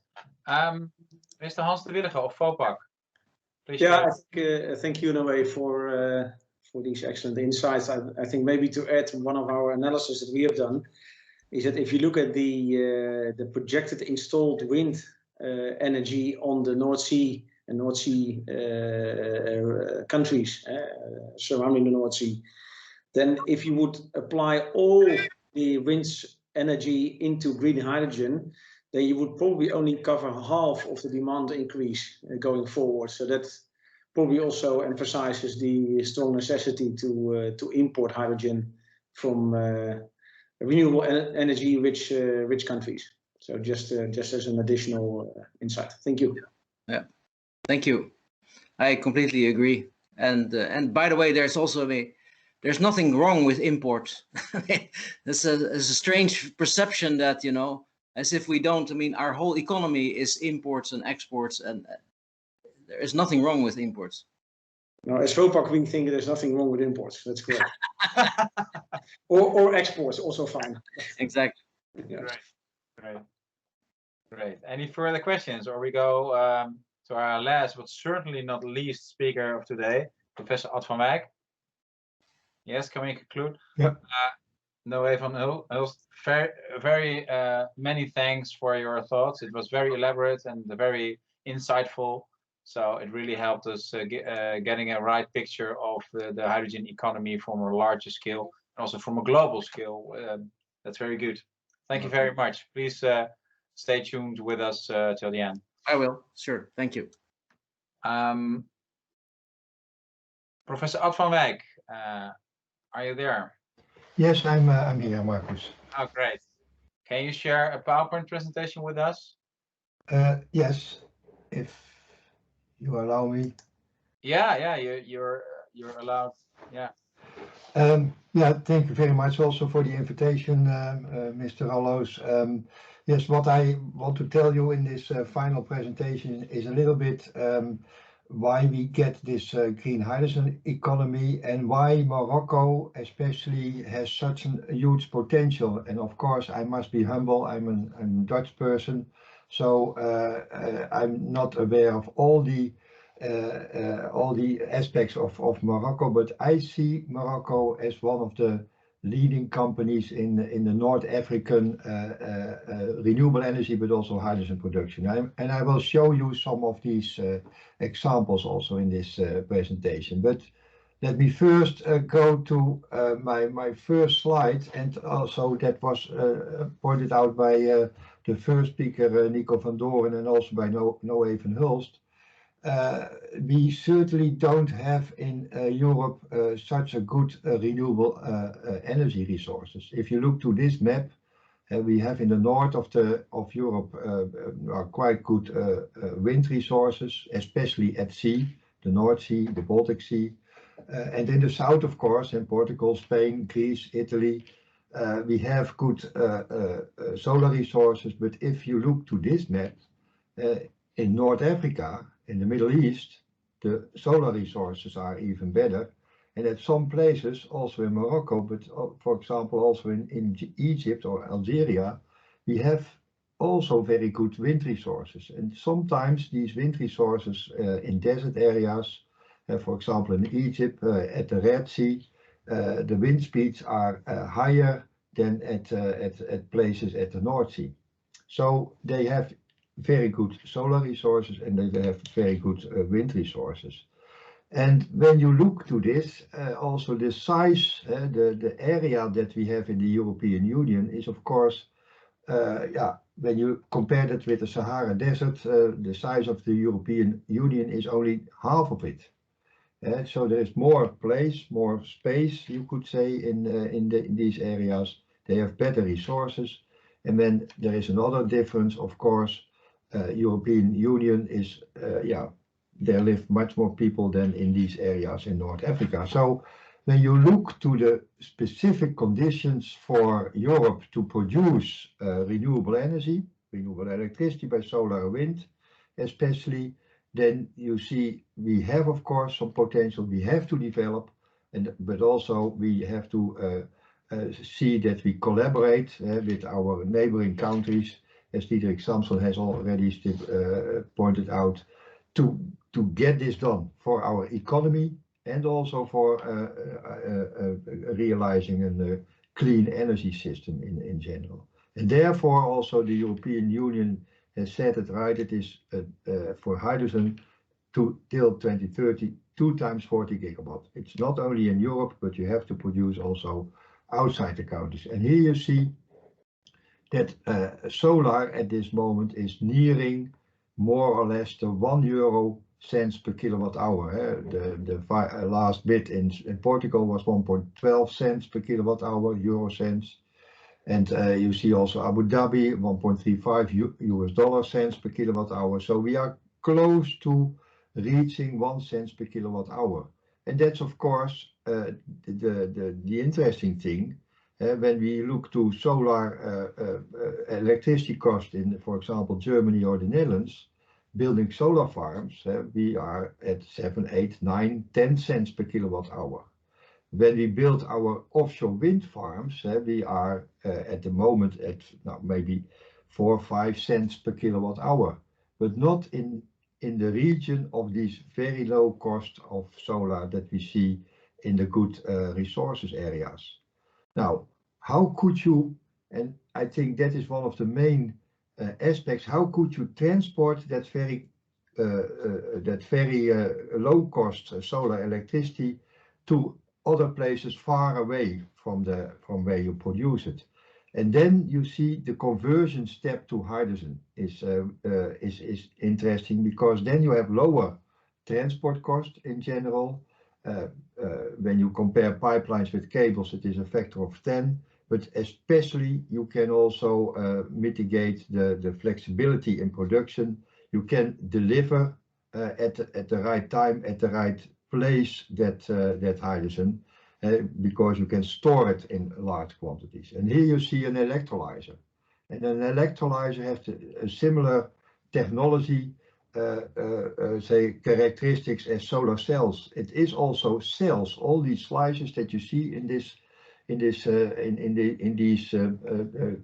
areas are cells. When you need more, you stack the cells. That is what you do with solar cells also. Then you have a module, and here you call it a stack. And when you need more, then you place more stacks next to each other. Scaling up production, the volume of production will bring down the cost considerably. But you have to realize that it is not only about the capex cost, especially the electricity cost, they determine the hydrogen cost. So lower electricity costs will have an effect of 60 to 80% in the hydrogen cost. That is shown here by the IEA. You see on the right a graph where we have a variation in the electricity cost, and on the left you have a variation in the capex cost, the investment cost. And it's clearly shown that the electricity costs have a much higher, larger effect than, of course, the capex cost. Although we have to reduce the capex cost also in this presentation. Now, how could you, if you have hydrogen, how could you transport it? Now, you can transport it by ship over large distances in many ways, but here I show you 3 of them. You can make it liquid, that is minus 253 degrees below zero. We do this technology already for decades because we sent our rockets to space with liquid hydrogen, but this the first liquid hydrogen ship, the carrier, has been built and launched in Japan last year, December. Now, you can do it also in a different way. You can convert to ammonia, NH3, by taking nitrogen from the air. And ammonia, of course, is a very well-known product because it is the main component of a fertilizer.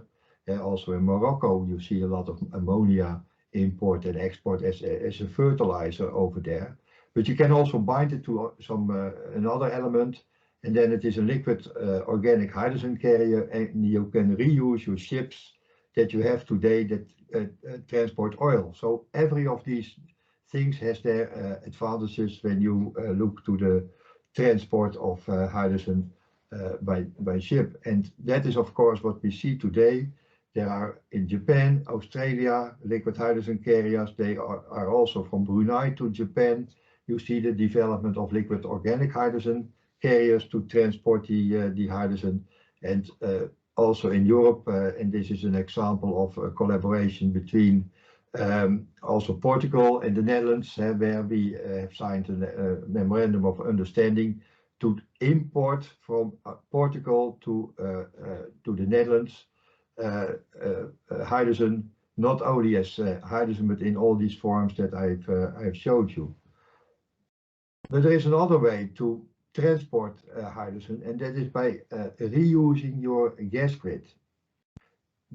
Europe has a very dense transport grid for natural gas, and as you can see also on the right, there is also already a large gas grid from North Africa to Europe, especially Algeria is producing a lot of gas, and they transport it by pipelines to Italy and Spain, and one of these pipelines is of course also crossing Morocco, going to Spain. Capacity in these pipelines is already more than 60 gigawatts, 60,000 megawatts.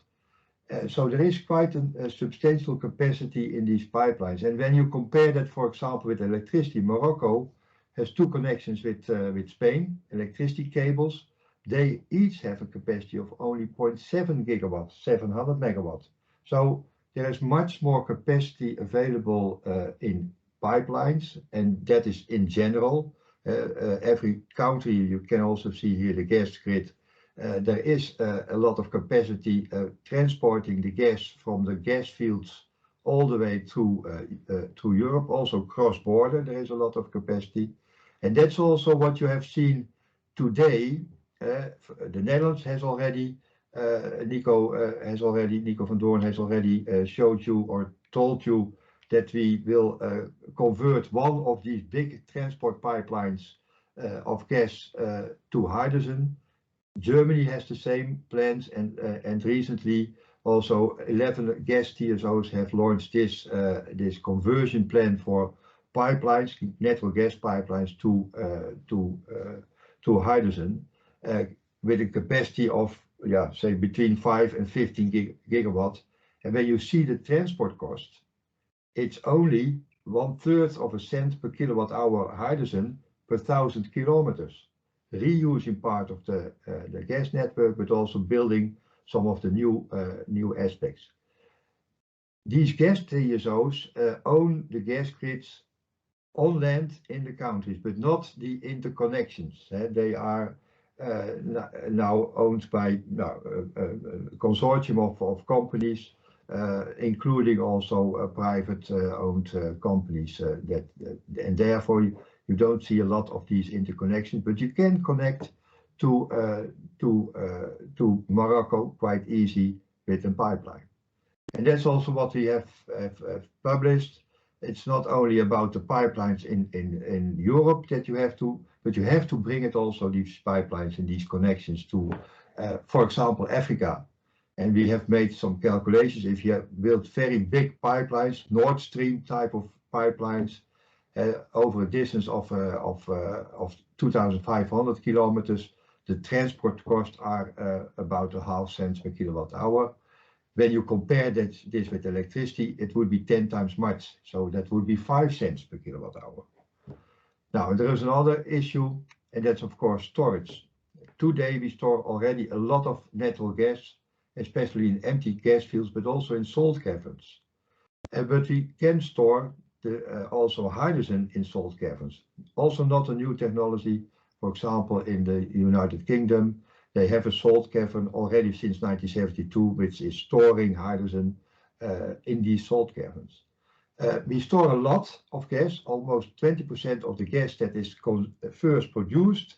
A stable production is first stored before it is consumed. And you see here a map of all these salt formations, and we need much more capacity for storage when we do this with renewable energy. But you can make dedicated salt caverns in these salt formations. And then storage costs are more or less a factor of 100 or even more cheaper than when you store that in batteries today. But also when you store it in pumped hydro, that's much more expensive than storing energy as hydrogen into salt caverns. Now, let's have a look to the possibilities of Morocco. When you look to Morocco, of course, they have a very good solar irradiation. This is a solar irradiation map for Morocco, and you see it is dark red or red.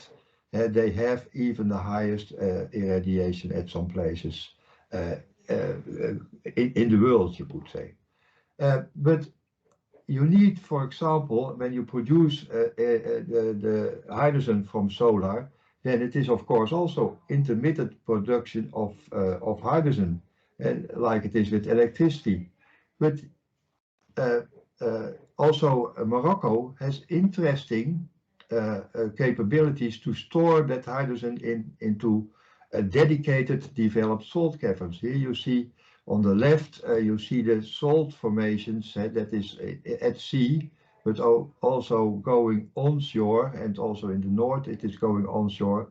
And especially in this area, it's difficult to pronounce for me, as Ouara area, you see that you have high irradiations for solar and the possibility to create salt caverns for hydrogen storage. And now that when we go one step further, this is one of the very interesting locations in Morocco, the port of Yorf Lasfar, where they have a steel plant, but they have a phosphate mine. They import a lot of ammonia and they mix it with phosphate, and they export a lot of fertilizers. This is really one of these issues where the areas where you can produce not only green hydrogen, but also convert it to ammonia, make fertilizers out of it, make also using the hydrogen also to produce green steel, and be an exporter by ship to many other areas in the world. This, and Morocco has seen this also. This is also IRSN and Mazen who are working on these projects. But this can be one of the things that we have to cooperate together also with, for example, the port of Rotterdam, on these sites where you see the possibilities to create very cheap renewable hydrogen, but also the products that you can make with renewable hydrogen. But let's take it one step further. If you look to the good sites, and if you look how close Morocco is to Spain and Portugal, for instance, then at these good sites you can produce with a good solar irradiation. Now, I would say in a couple of years for 1 cent per kilowatt hour electricity by solar. If you have this very cheap solar, you can produce for say about €1 per kilo or lower hydrogen over there. And let's have a look. If you have a 100 gigawatt solar plant, because we have to think much larger and at a much larger scale than at this moment we think about the electricity system, because the electricity is, of course, only 10-20% of the total energy demand that we have in the world. At the same location there, we can store this in salt caverns, and then you can produce base load hydrogen from these sites. And then you can have a pipeline connection from this site that is going through the port of Jorf-las-Var to Spain or Portugal, for example. Distance of 750 kilometers, capacity 20 gigawatt.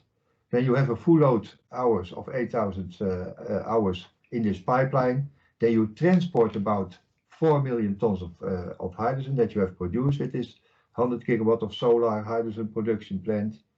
And the transport costs are only a quarter of a cent per kilowatt hour. So in total, or 0.1, in total you can transport it by pipeline into Europe for about €1, maybe 1.1 euro per kilo. And that is not in 2050. This is possible more or less in the next decade to come. Of course, one of these things that we have to do together with Europe and Morocco is building this infrastructure, which is not only shipping infrastructure, but also pipeline infrastructure, storage capacity available, etc., etc. And I think there is a bright future to work together between the Netherlands and Morocco, because when you look, for example, in my university, we have very much knowledge about salt caverns, storage, about pipelines, about electrolyzer, about everything. But also in Morocco, we are working together with IRSN, for example, to see if we can have these close cooperations to build really this bright future of renewable hydrogen together. And as I showed you, hopefully Morocco has really an interesting potential to do this, both from a geological potential, but also for the irradiation, but also there is already the industry that can help to build this further. Thank you for your attention. Thank you very much, Professor Ad van Wijk. This is very interesting and very nice to see that at the end of the more broad pictures that you have now more you gave more insight in the economies of scale, and also the figures about investments and the power and the cost per kilowatt hour. So that's very nice to see that it all comes together. It's great. We have a great opportunity. We are a little behind schedule right now. I hope it still fits in your agendas. Any questions at this moment? It was very thorough what you shared with us, but it can always be some question. No, was it that clear? Yeah, it was very clear, Ad van Wijk, very clear what you shared with us.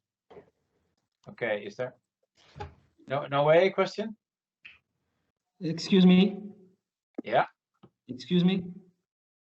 Yeah. Oh, who is this? Mr. Ghazali. Yes. Okay. Yes. Sorry, yes. Please. Thank you. Thank you, Mr. Advan, for your intervention. It's very important for me and pertinent to the database that you exposed. So if it's possible, I haven't a question, but if it's possible to have a contact with you after this meeting, it will be very important for me to discuss about the potential that you exposed. Yes, of course. Thank you. You can have all my my phone and my emails in the organizer if you want, and I will ask them to give me your yes. mail phone. Thank you. Yeah, thank you. We will share the contact data if required. Okay. Thank you, sir. Great. Any more questions? No, not at this moment. Okay. Well, of course, we can contact one another after this meeting. The Hope and Development Foundation and I would like to help you with that if required. A lot of you people already know one another. Yeah, that comes to the concluding notes from my side. I will give the word to Amar Harroui in a moment. Of course, a lot of people might ask why we organized this. This was an initiative from the Hope and Development Foundation and Geodesk. And we thought it would be very interesting to share views on economic cooperation. Basically, also the reason or the raison d'etre, so we say, for the European Union. Just after the Second World War, we decided to cooperate on coals and steel to further peace and integration in Europe. So what you can see history shows is that if you work economically together, and energy is a very good source to work together on economy, well, it just binds peoples and countries together, and it gives great opportunity to get to know one another and to cooperate. That's also the reason why we are very happy that University of Applied Sciences is on board. We also see an opportunity for internships and exchanges for students as soon as the corona troubles are over, that students can be exchanged, so you can share knowledge with one another. That would be a very nice opportunity as well. Furthermore, the Hope and Development Foundation would very much like to organize an event, a physical event, if the corona troubles are over, and allow us to do so in the Netherlands. And we would very much welcome our partners and friends from Morocco. And we would be very happy to visit Morocco once that will be possible regarding the virus right now. Yeah, there are some housekeeping matters. We have recorded this, not broadcasted this, but we would like to share a video if no one opposes to that, so we can share the information. We could share also with you the presentations if the speakers allow us to do that. If anyone has any objections, please let it know, then we won't do that. So we can share this. If you would love to have this anonymously without any names in the video online to share it with the broader public, that could also be an option. Please let us know if okay. And you can also email us about that, so we can share knowledge and you can look back at the video and review what has been said. That really brings us to the end of this morning. We're now in the afternoon already in Amsterdam time. I would like to give a word to Amar Harroui. Geachte hier namens Stichting Hoop en Ontwikkeling, wij danken alle sprekers, alle deelnemers bij deze belangrijke bijeenkomst en belangrijk thema. Wij waren eigenlijk van plan deze bijeenkomst fysiek te organiseren, maar gezien corona is op die manier georganiseerd. Wij hopen echt in de toekomst zoiets te organiseren, echt fysiek, dat deelnemers elkaar spreken en van dichtbij. Dus wij gaan gewoon na corona iets organiseren. En we hopen ook een reis kunnen organiseren naar Marokko. Misschien is dat ook belangrijk om van dichtbij te zien hoe dat gaat daar. Wij danken ook de excellentie-ambassadeur van Nederland in Rabat voor zijn deelnemen. Wij horen dat hij pas begonnen en toch heeft deelgenomen. كنشكروا السي الغزالي جزيل الشكر على هذا الندوة وعلى هذه المشاركة القيمة اللي غادي تخلي المغرب يعني تحطوه في الصورة اللي يستاهلها بالخصوص الطاقة. فكنشكرك جزيل الشكر، كنشكروا معالي الوزير السي رباح على الجهد ديالو، وكذلك كنشكروا السي بدر إكن اللي كان غادي يشارك معنا ولكن لظروف معينة أجل، وكيتمنى حتى هو إن شاء الله في المستقبل تكون لهم مشاركة فعالة. كنشكروا الجميع ونتمنى إن شاء الله غادي ننظموا واحد اللقاء في المستقبل يكون هنا في هولندا أو في المغرب. هذا هو الكلام اللي قلت لهم هنايا باش الأمور إن شاء الله تكون يعني على ما يرام إن شاء الله. كنشكرك الشيخ محمد الغزالي جزيل الشكر. عفوا سي عمار. Okay, thank you very much. Thank you.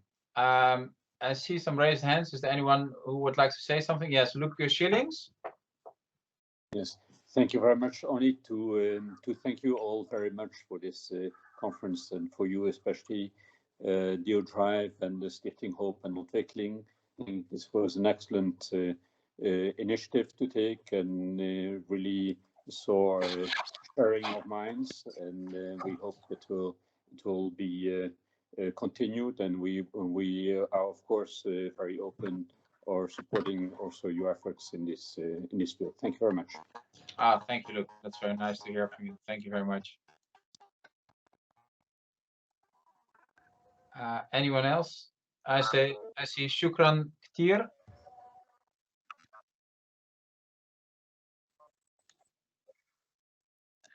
Yeah, is that something with a question? No?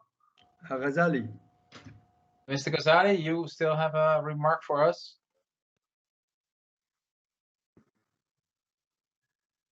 No. Anyone put on your microphone if you want to say something? Do you hear me? Yeah, we hear you, Mr. Okay. Ghazali. Okay, thank you. I'm very happy in the end of this discussions. I saw that many operators and private industry have done the studies about hydrogen in Morocco, and it's very great for us because they interest to have projects in Morocco, and it's a very tangible evidence. So we will be very interested to meet them, to facilitate their installation in Morocco in order to build their projects. We are convinced that hydrogen for Morocco is too profitable for Morocco and Europe. Our competitivity and competitivity of Europe industries will be great with hydrogen in Morocco. So we are open to participate, to contribute, and to facilitate all the projects in this area.